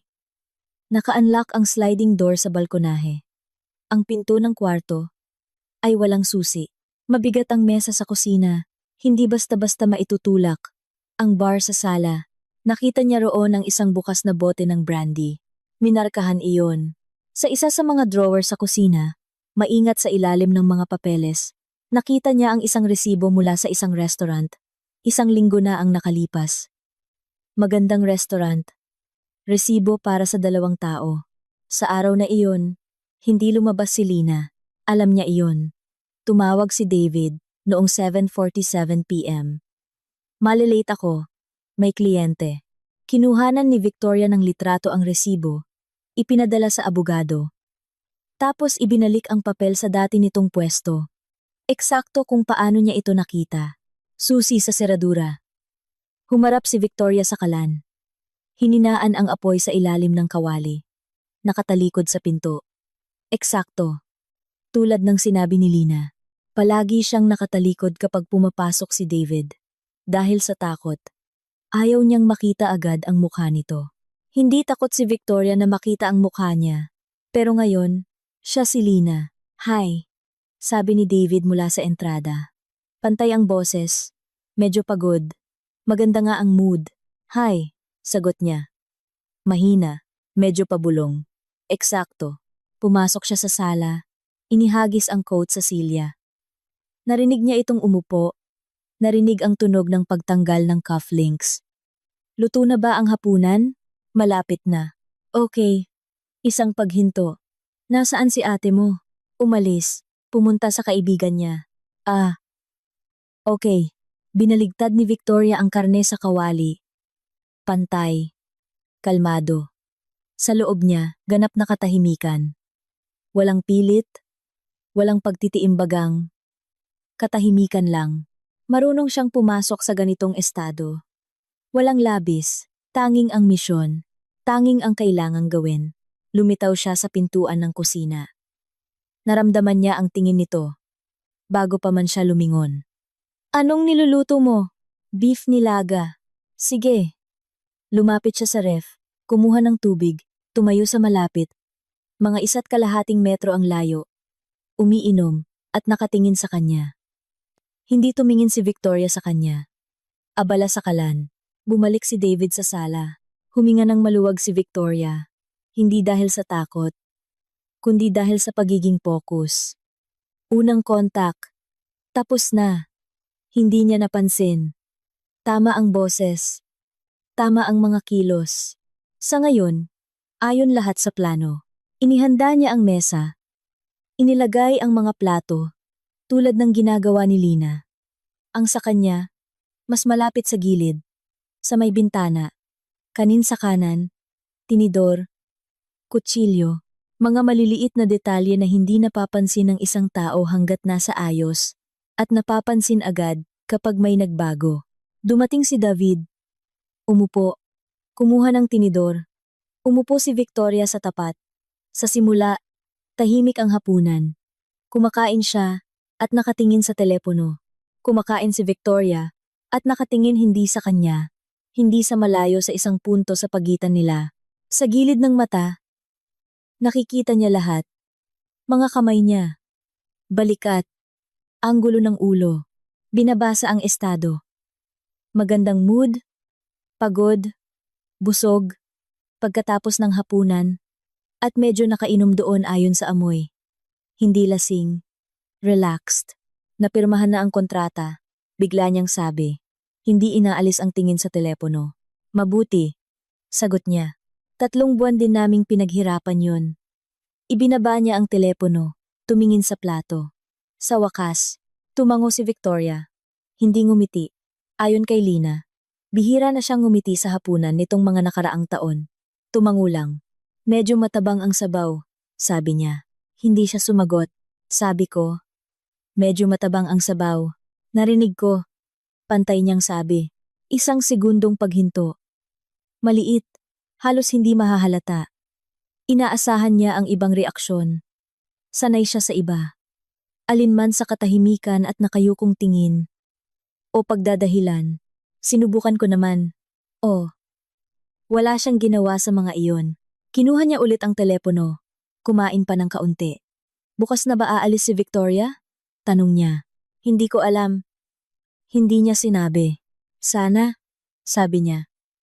Naiilang ako kapag may ibang nakatira rito. Sasabihin ko sa kanya. Muling paghinto. Tumingin siya sa kanya. May kung ano sa boses niya. Isang maliit na bagay. Ang tono ng sagot ay medyo iba. Hindi bastos. Pantay lang. Walang lambing. Na nakasanayan niyang marinig. May problema ba? Tanong niya. Wala. Parang ang weird mo. Pagod lang. Tiningnan pa siya ni David ng 1 segundo. Tapos bumalik sa telepono. Inalis ni Victoria ang mga plato. Mga bandang 10:15. Nagbago ang lahat. Uminom siya ng brandy. Nagsalin sa sala ng isang baso. Tapos isa pa, narinig niya mula sa kusina. Pagkatapos, dumating siya. Hindi para kumain. Basta dumating lang. Tumayo sa pintuan, nakatingin. Nakatayo si Victoria sa lababo, naghuhugas ng plato. Nakikinig ako. Hindi. Hindi ka nakikinig. Pumasok siya sa kusina. Buong gabi. Wala ka rito. Kung saan-saan ka nakatingin. Tipid sumagot. Pagod ako. Sabi ni Victoria. Nasa bahay ka lang maghapon. Anong ikinapagod mo? Pinatay ni Victoria ang tubig. Kumuha ng tuwalya. Pinunasan ang mga kamay. At humarap sa kanya. Maliit pero mahalagang bagay iyon. Ang humarap. Hindi agad humaharap si Lina. Nagpapatumpik-tumpik. Tinatapos ang ginagawa. Nagpapatagal. Humarap agad si Victoria. Kalmado. At tiningnan siya. Mataas siya. 6'2". Malapad ang balikat. Isang lalaking maganda ang pangangatawan. Na dating nagboxing. At may natirang tindig mula roon. Ang ugali na bahagyang itulak ang baba. Ngayon, nakatayo siya sa pintuan ng kusina. At nakatingin sa kanya na may ekspresyon ng isang taong sanay na pinagbibigyan. Tiningnan siya ni Victoria ng kalmado. Anong tinitingin-tingin mo? Sabi niya. May inis sa boses. Hindi pa galit. Pero papalapit na. Sayo. Sagot niya. Anong sayo? Tinanong mo kung anong tinitingnan ko. Tinitingnan kita. Bahagya siyang sumimangot. May mali sa mga sagot niya. Naririnig niya. Nararamdaman niya. Hindi niya lang matukoy kung ano. Sinasabi niya ang mga tamang bagay. Hindi nagiging bastos. Pero sa tono, mayroong kapanatagan na hindi niya sanay makita. Hindi takot na katahimikan. Simpleng kapanatagan. May nakakatawa ba akong sinabi? Tanong niya. Wala. Bakit ka nakangiti? Hindi ako nakangiti. Lumapit siya. Isa pang hakbang. Malapit na. Mas malapit kaysa sa kailangan. Para sa isang usapan. Isang subok na paraan sa kupin ng espasyo. Pilitin ng isang tao na umatras. Maramdaman ang pagkakaiba sa laki. Hindi umatras si Victoria. Nakatayo siya ng tuwid at nakatingin sa kanya mula sa ibaba. Mas mababa siya ng kalahating ulo. Tulad ni Lina. At sa tingin niya, walang takot, walang galit. Simpleng paghihintay. Hindi niya alam kung anong gagawin doon. Anong nangyayari sa'yo? Sabi niya. Wala. Iba ang kilos mo. Paanong iba? Bumuka ang bibig niya. Sumara. Walang mahanap na sagot. Dahil wala namang sagot. Wala siyang nilabag na patakaran. Hindi siya nambastos. Hindi sumigaw. Walang ginawang pwedeng ireklamo. Iba lang siya. At itong pagiging iba ay sumisira sa nakasanayan niyang script. Magsalita ka ng maayos. Sabi niya sa wakas. Maayos akong nagsasalita. Hindi. Yang tono mo. Anong tono? Matagal niya itong tiningnan. May nagbabago sa mukha niya. Nawawala ang inis. At napapalitan ng iba. Hindi ka panatagan. Kundi parang kumukulo. Tahimik. Dahan-dahan. Nakita ito ni Victoria. Binabasa niya ito, na parang mapa. Lahat ng ipinaliwanag ni Lina sa 3 araw na usapan, ngayon ay nangyayari sa harap niya. Eksakto. Sa description. Ito ang build-up phase. Ngayon, may sasabihin siya na may inaasahang reaksyon. Kung mali ang reaksyon, itutuloy niya. Matulog ka na nga, sabi niya. Nakakapikon ka na. Ayokong matulog. Inilapag niya ang baso sa mesa. Bigla. Malakas. Sabi ko. Matulog ka na. Tiningnan siya ni Victoria. Hindi gumalaw. Hindi. Sabi niya. Isang salita. Katahimikan. May kumislap sa mga mata niya. Ang hindi bilang sagot sa utos niya ay hindi pa nangyari kailanman. Hindi nagsasabi ng hindi si Lina. Alam ito ni Victoria. Si Lina mismo ang nagkuwento. Tumatahimik siya. Umaalis. Nawawala. Pero hindi nagsasabing hindi. Lumapit siya. Anong sabi mo? Narinig mo? Isa pang hakbang. Itinaas niya ang kamay. Hindi kamao. Palad. Isang nakasanayang amba. Nakita ito ni Victoria. Kumilos siya bago pa man niya matapos ang galaw. Hindi marahas. Hindi pasikat. Propesyonal. Eksakto. Matipid. Walang labis. Isang paghawak sa pulso. Isang pagpihit. Diin sa siko. Isang mabilis na pain compliance technique. Napilipit ang braso niya, kaya imposibleng sumulong. Nawalan siya ng balanse. Tinulungan niya ito, isang maikling tulak sa katawan. Bumagsak siya sa sahig. Tumagal iyon ng 3 segundo. Nakahiga siya, at nakatingin sa kisame, na may ekspresyon ng isang taong hindi naintindihan kung anong nangyari. Pagkatapos, ibinaling ang tingin sa kanya. Nakatayo siya sa ibabaw niya. Tuwid. Kalmado. Nakababa ang mga kamay. Pantay ang hininga. Ikaw. Simula niya. Sinubukan niyang tumayo. Hindi pumigil si Victoria. Nakatayo lang at nakatingin. Tumayo siya. Hawak ang braso. Tumingin sa kanya. Sa mga mata niya ngayon, galit, pagkalito, at nahuli niya ito ang unang anino ng kawalan ng kumpiyansa. Ano yon? Sabi niya. Tinaas mo ang kamay mo. Ikaw. Gumalaw siya ulit. Ngayon, mas mabilis, mas malakas, tulad ng kilos ng mga taong nabubulagan na ng galit. Malaki siya at malakas, at akala niya, iyon na ang solusyon sa lahat. Ginamit ni Victoria ang kanyang sariling puwersa, ang kanyang momentum, at iniba ang direksyon. Isang hip throw. Muli siyang bumagsak sa sahig. Ngayon mas malakas. May ibang tunog. Tumama ang balikat niya sa gilid ng isang mesa. Sa pagkakataong ito, hindi siya agad tumayo. Nakahiga, humihinga ng malakas. Nakatingin sa kanya mula sa ibaba. Sa tingin niya, sakit, galit, at may iba pa isang bagong bagay. Takot. Maliit. Una. Pansubok. Pero nakita niya ito. Sinubukan niya sa 3 beses. Hindi na biglaan. Mas maingat. Sinalubong siya ni Victoria ng mas matigas, isang joint lock, diin. Napasigaw siya, hindi malakas, pigil, at nanatili kung saan siya iniwan ni Victoria. Pagkatapos noon, hindi na siya tumayo. Umatras si Victoria ng isang hakbang. Tinitingnan siya, hawak niya ang balikat, hindi pantay ang paghinga. Nakatingin sa kanya na parang nakatingin sa isang bagay na hindi niya maintindihan. Lina. Sabi niya. Sa boses niya. Sa unang pagkakataon sa buong gabi. Walang nakasanayang tono. Walang kumpiyansa. May iba. Tahimik si Victoria. Tinitingnan niya ito. Ang mukha nito. Nakapareho ni Lina. At bigla, hindi ikaw si Lina. Dahan-dahan niyang sabi. Hindi tanong. Isang pahayag. Lumuhod si Victoria sa harap niya. Tiningnan siya ng diretso sa mata. Walang galit. Walang pagtatagumpay. Nakatingin lang. Hindi nga. Sabi niya. Kinuha niya ang kanyang ID mula sa bulsa. Binuksan. Inilapag sa sahig sa harap niya. Tiningnan niya. Litrato. Rango. Pangalan. Major General Victoria Reyes. AFP. Matagal niyang tiningnan, tapos tumingala. Kapatid.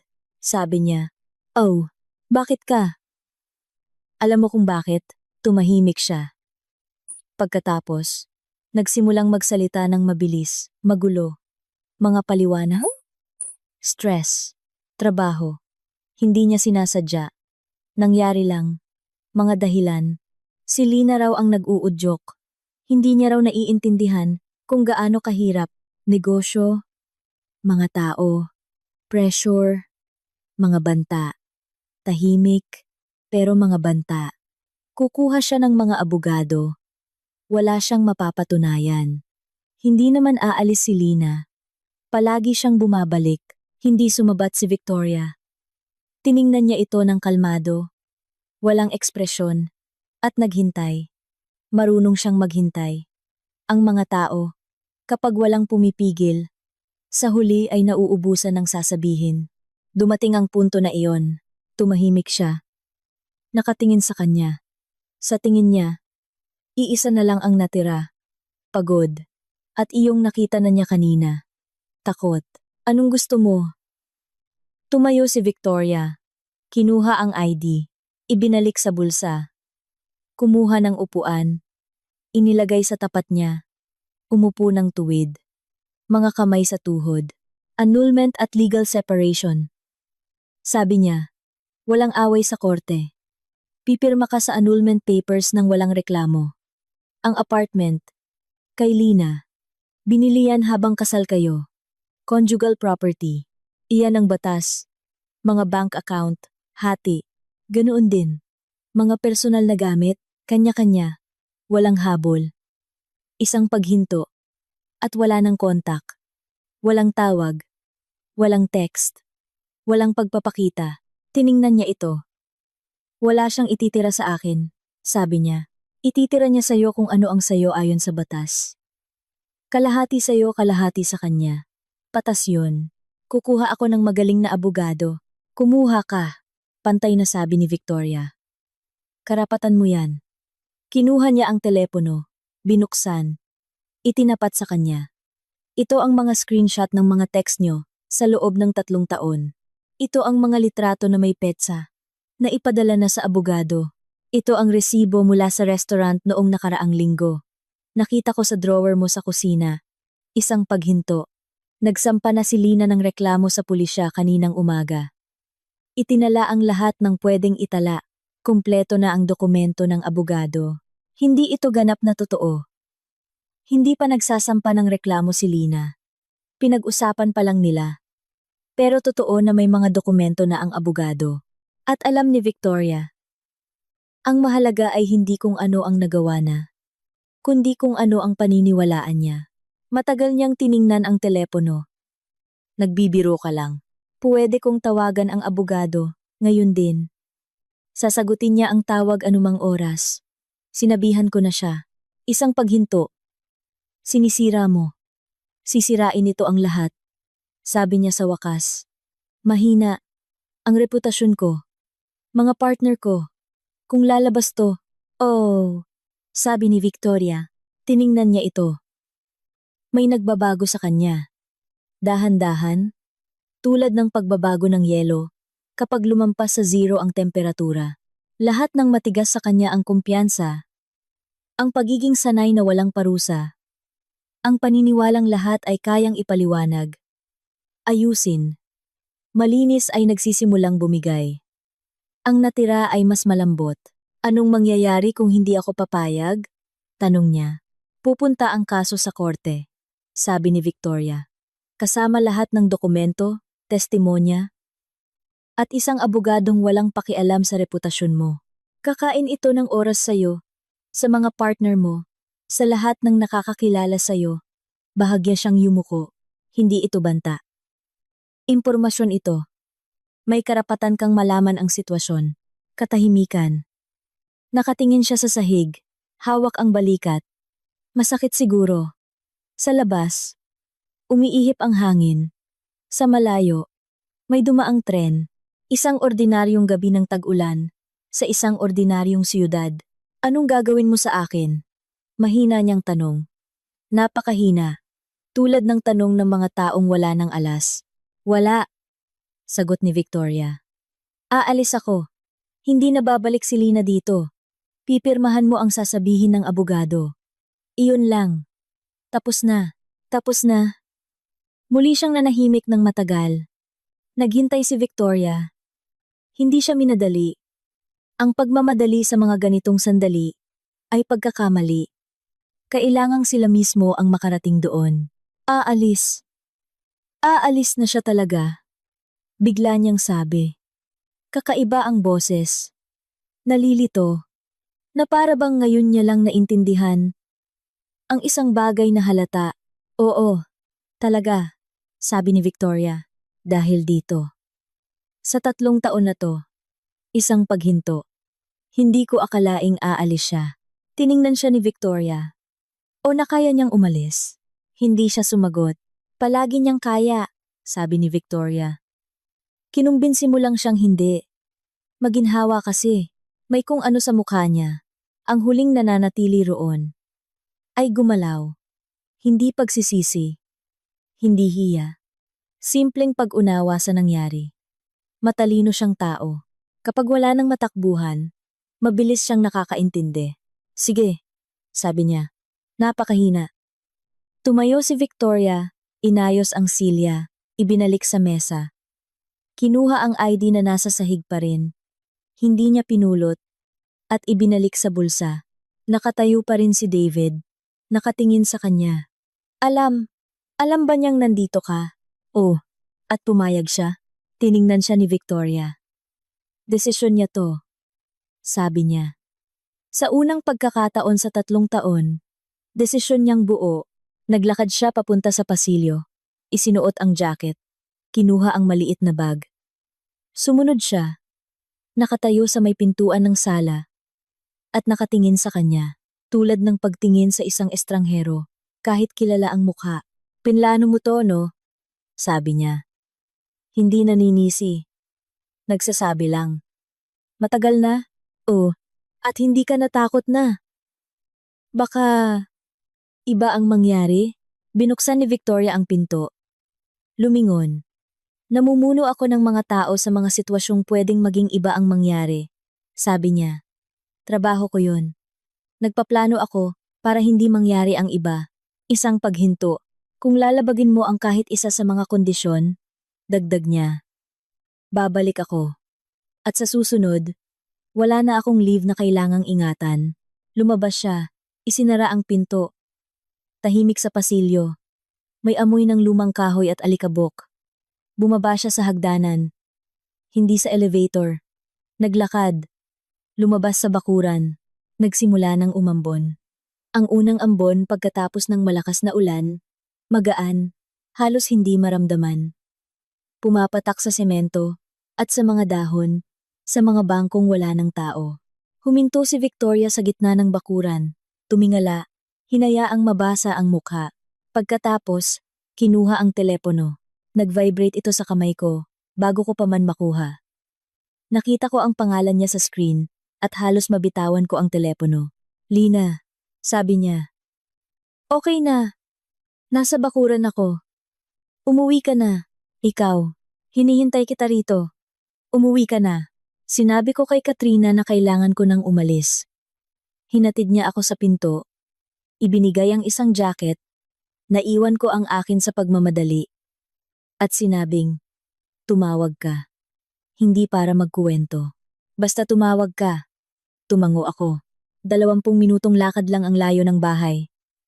Nilakad ko ito ng mabilis. Halos takbo. Hindi dahil takot ako, kundi dahil kailangan kong gumalaw.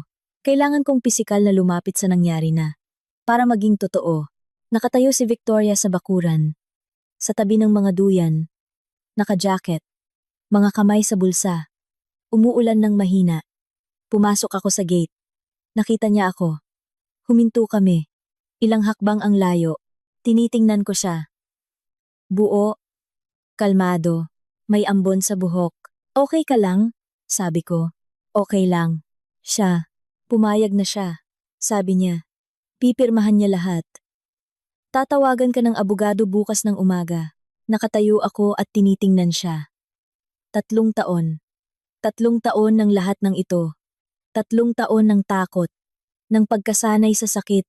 Ng paniniwalang normal ito. Na walang matatakbuhan. Na ganoon talaga. At ngayon, isang gabi lang, bumagsak ba siya? Tanong ko. Tiningnan ako ni Victoria. Isang halos hindi mahahalata na paghinto. 2 beses, sabi niya. Natawa ako.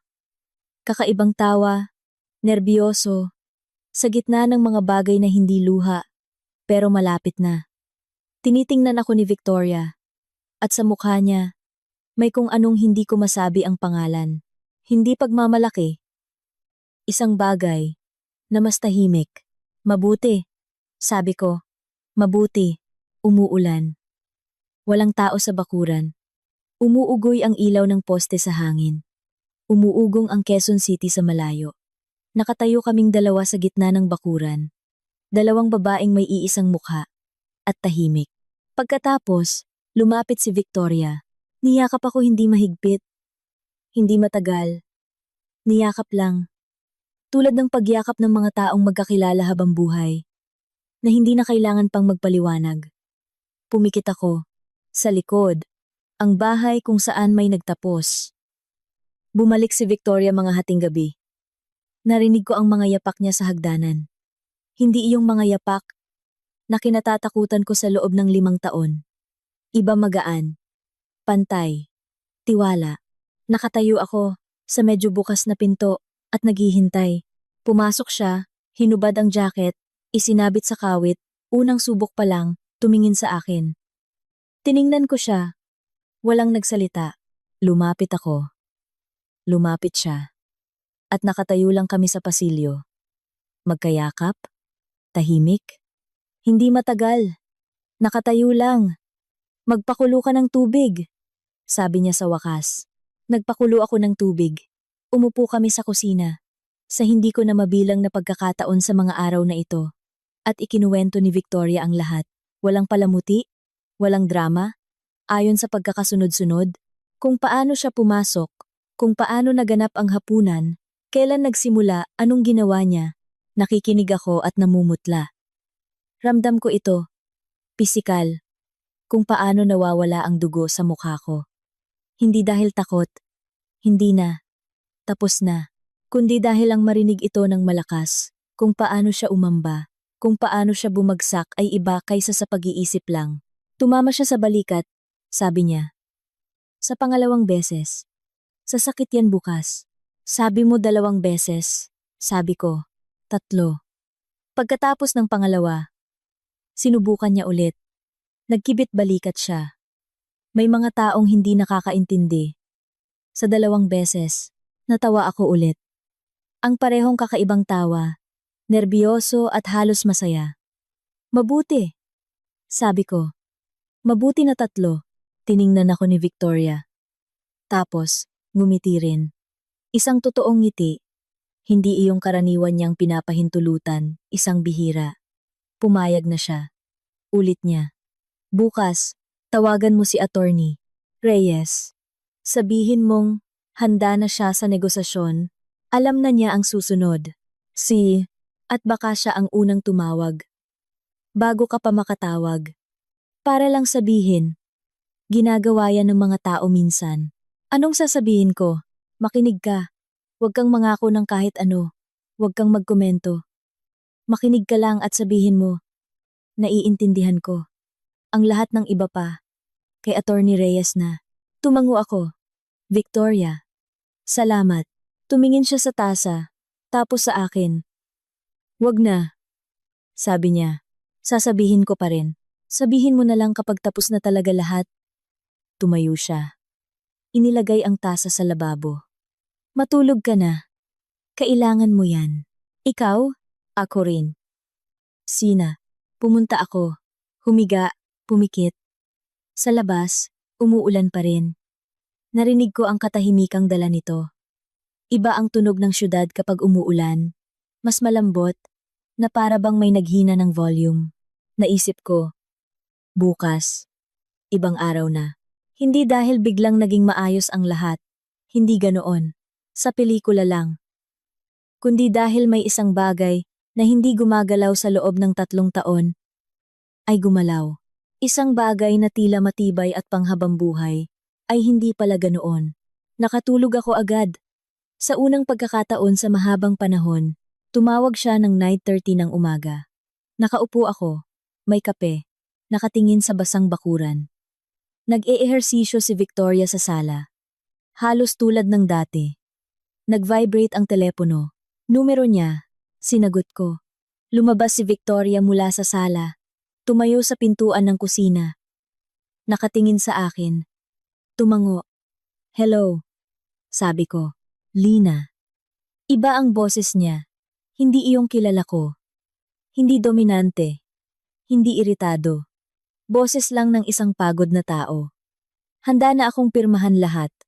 Sa'yo na ang apartment. Hati tayo sa account. tulad ng sinabi niya. Nakatitig ako sa bintana, sa mga basang duyan, sa mga walang taong bangko. Naiintindihan ko, sabi ko. Tatawagan mo ba ang abogado mo? O, isang paghinto. Sige, sabi niya. At iyon lang, ibinaba ko ang telepono, inilagay sa mesa. Nakaupo at nakatingin sa dingding. Hindi nagtanong si Victoria. Naghintay. Handa na siya, sabi ko sa wakas. Mabuti. Huminto ako. Hindi ko nararamdaman iyong dapat kong maramdaman. Walang ginhawa. Walang saya. Wala. Parang manhid. Normal lang yan. Sabi ni Victoria. Darating din yan mamaya. Una, manhid. Tapos lahat ng iba pa. Isa-isa. Alam mo ba to? Maraming beses ko nang nakita. Hindi niya ipinaliwanag kung saan at kailan. Normal lang yan, Lina. Huwag mong madaliin ang sarili mo. Si Attorney Lorna Reyes ay eksakto sa sinabi ni Victoria.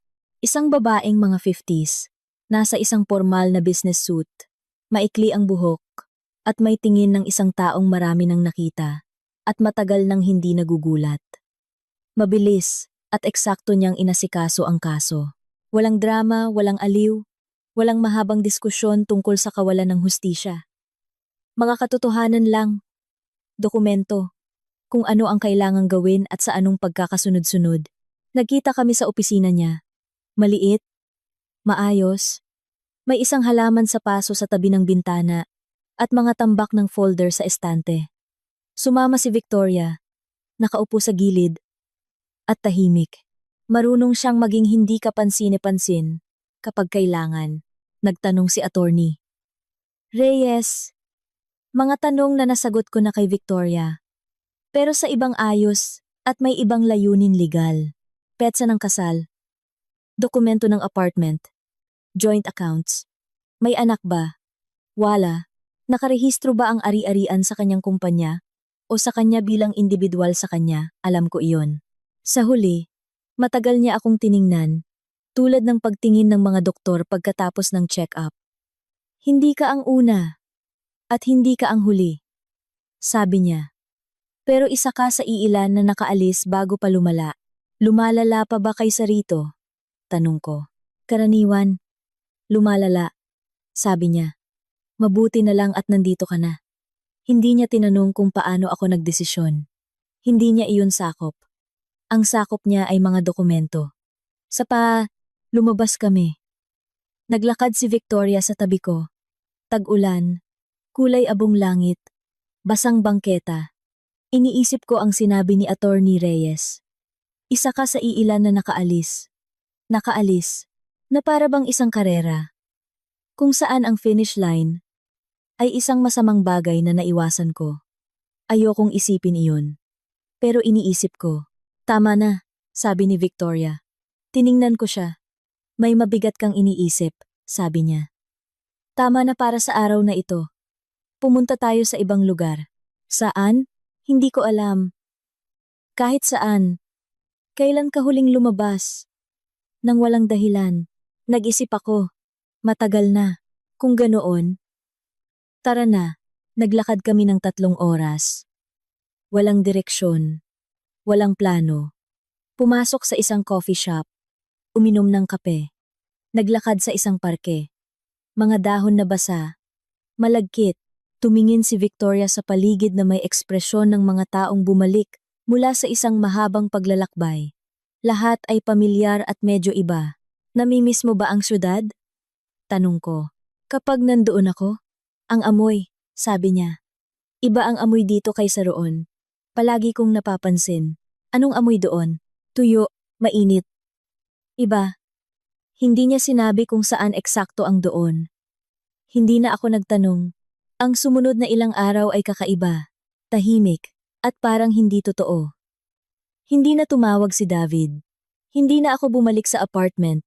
Natulog ako kina Katrina habang inaayos ang mga papeles. Naiwan si Victoria roon mag-isa. At si David, sa pagkakaalam ko, ay umalis din sa isang kaibigan. Sa isang partner. Sa isang lugar na hindi kami magkikita. Mabilis kumilos si Attorney Reyes. Nang dumating kami sa pirmahan, ako, si Victoria sa tabi ko, si David sa kabilang panig ng mesa, kasama ang isang pagod na lalaki na nakasuit, ang abogado niya. Handa na lahat, mga pahina, pirmahan, petsa. Hindi tumingin sa akin si David. Binabasa ang mga dokumento, pumipirma kung saan itinuturo ng abogado niya. Isang beses lang siyang tumingala. Isang segundo, hindi na humigit. Sinalubong ko ang tingin niya. Yumuko siya. Kinuha ni Attorney Reyes ang mga papel. Tiningnan, tumango. Tapos na, sabi niya. Tumayo si David, isinuot ang coat. May sinasabi ang abogado niya tungkol sa pag-turnover ng mga susi. Nakikinig si Victoria. Halos hindi ko naririnig. Tinitingnan ko si David. Paalis na siya. Sa may pinto. Huminto siya. Lumingon sa akin. Sorry, sabi niya. Mahina. Isang salita. Tiningnan ko siya. Matagal kong inisip ang salitang iyon. Ano ang ibig sabihin nito? Gaano ito katotoo? Pinatawad ko ba siya? Wala akong sinagot. Hindi dahil hindi ko alam ang sasabihin, kundi dahil ang katahimikan ko ay mas tapat kaysa anumang sagot. Umalis siya. Nakaupo ako sa opisina ni Attorney Reyes. Nakatingin sa dingding. Okay ka lang ba? Tanong niya. Opo, sabi ko. Hindi ko lang alam kung anong tawag dito. Katapusan. Simpleng sabi niya. Katapusan. Ang tawag diyan, gabi ng araw na iyon. Sa gusali namin, nakasalubong ko si Aling Zenny. Nagpunta ako para kunin ang ilang gamit. Tumutulong si Victoria. Dala namin ang mga kahon papunta sa sasakyan ni Katrina.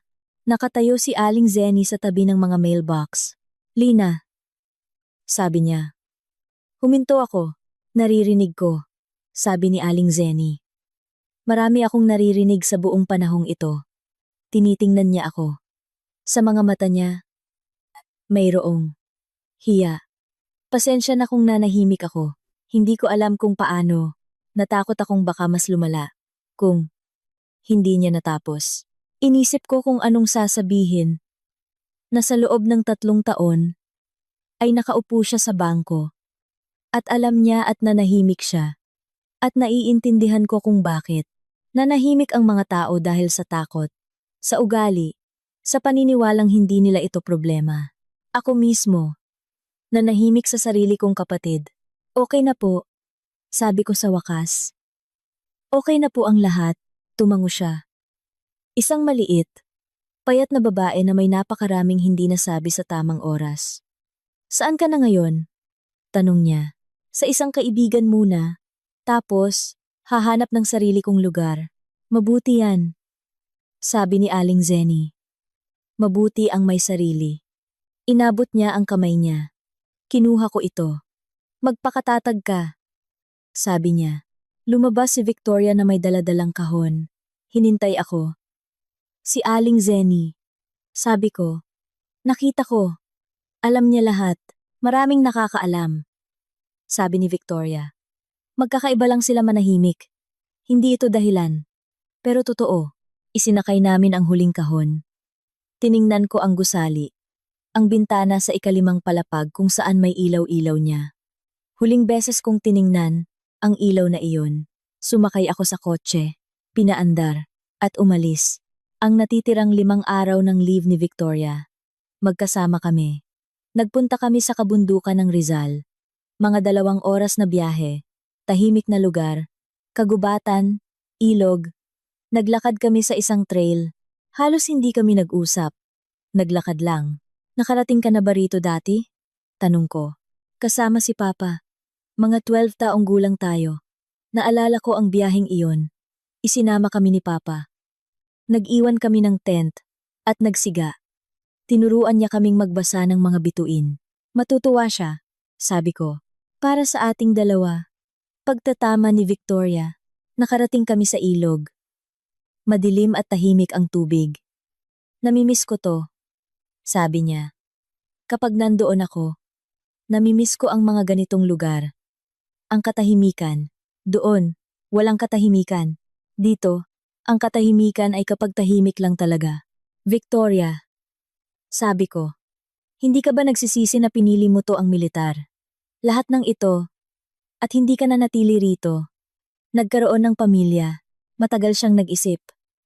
Minsan, sabi niya, kapag nakikita ko ang mga ganito gubat, ilog, ikaw iniisip ko, sana ganito araw-araw. Isang paghinto. Pero pagkatapos, naaalala ko kung anong ginagawa ko.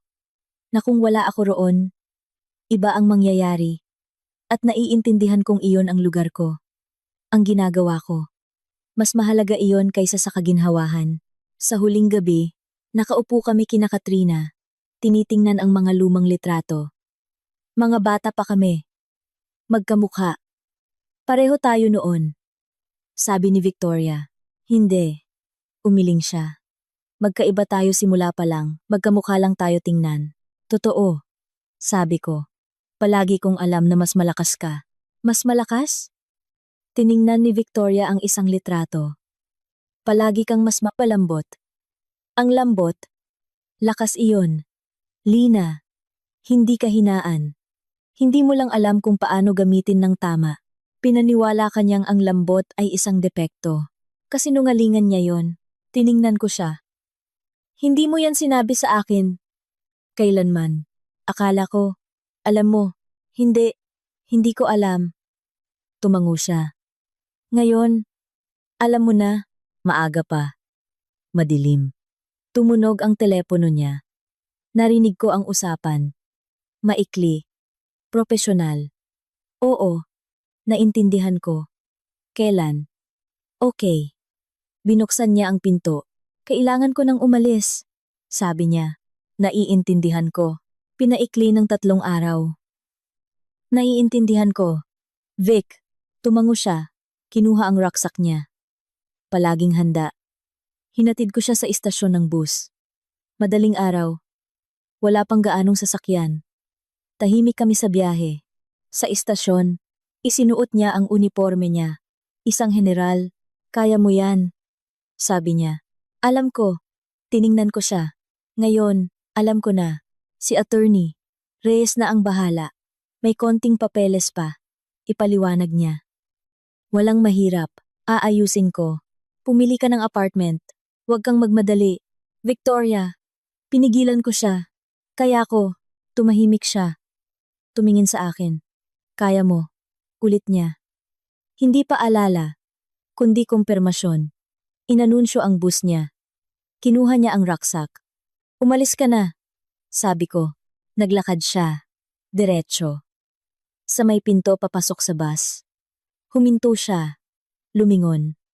Isang tingin. Isang segundo. Sapat na iyon. Sumara ang pinto. Ang unang mga araw na mag-isa ay kakaiba. Hindi nakakatakot, kakaiba lang. Nakatira ako kina Katrina. Namamalengke. Nagluluto ng gusto ko. Isang umaga. Nagtimpla ako ng kape. Umupo sa bintana. At naintindihan kong nakaupo lang ako. Hindi naghihintay ng tawag. Hindi nakikinig sa mga yapak. Nakaupo lang at umiinom ng kape. Sobrang hindi pamilyar na umupo ako ng 20 minuto. Sinusubukang intindihin kung anong mali sa akin. Tapos, naintindihan ko. Wala. Walang mali. Ganito dapat. Pagkatapos ng 2 linggo, nakahanap ako ng apartment. Maliit, 1 kwarto. Sa ibang lugar, mataas ang kisame at may malaking bintana sa kusina. Agad kong nalaman na iyon. Bumalik ako sa opisina. Sinabi ko sa boss ko na gusto kong bumalik sa office-based work. Nagtaka siya. Karaniwan daw, kabaligtaran ang hinihiling. Sabi ko, mahalaga sa akin na lumabas. Muling nabuo ang buhay ko, dahan-dahan, may mga kaibigan. Muli, si Katrina. Isang gabi, kumuha ako ng isang notebook at isinulat ang unang linya. Tungkol sa gabing dumating si Victoria. Tungkol sa tingin niya. Tungkol sa hindi ko paglalagay ng makeup. Pagkatapos, nagsulat pa ako. Dati, pangarap kong magsulat noong 18 ako. Akala ko, Nakakatawa na. Ngayon, dumating ang sulat pagkatapos ng 2 buwan. Isang gray na sobre, military postmark. Kilala ko ang sulat kamay. Lina, kamusta ka na? Malamig dito. Iba ang mga bundok kaysa sa Rizal. Mas matutulis, tatagan mo ang loob mo. Mas matapang ka kaysa sa inaakala mo. 6 na pangungusap lang. Binasa ko ng paulit-ulit. Pagkatapos, inilagay ang sulat sa tabi ng kape. Tumingin sa bintana. Umuulan ulit. Isang mahinang ambon. Tatagan mo ang loob mo. Mas matapang ka kaysa sa inaakala mo. Naisip ko, umalis siya noong umagang iyon. Diretso. At isang beses lang lumingon. At may iniwan siya sa akin. Hindi katapangan. Hindi. Palagi akong mayroon noon. Hindi ko lang nakikilala. Ipinaalala niya lang sa akin. Patuloy ang ambon. Kinuha ko ang kape. Uminom. Binuksan ang radyo. May tumutugtog na jazz. Kalmado. Iyong gusto ko. Sa labas, ang mga puno, ang ulan, at ang kulay abong langit ng Quezon City. At isang buong araw sa hinaharap sarili ko. Hindi plinano ng iba, hindi desisyon ng iba. Kinuha ko ang notebook. Binuksan sa isang malinis na pahina. At isinulat ang unang salita. Salamat sa pakikinig hanggang sa dulo. Kung naging interesante para sa inyo ang kwento, mag-subscribe sa channel. At mag-iwan ng like para hindi ninyo mapalampas ang mga bagong video.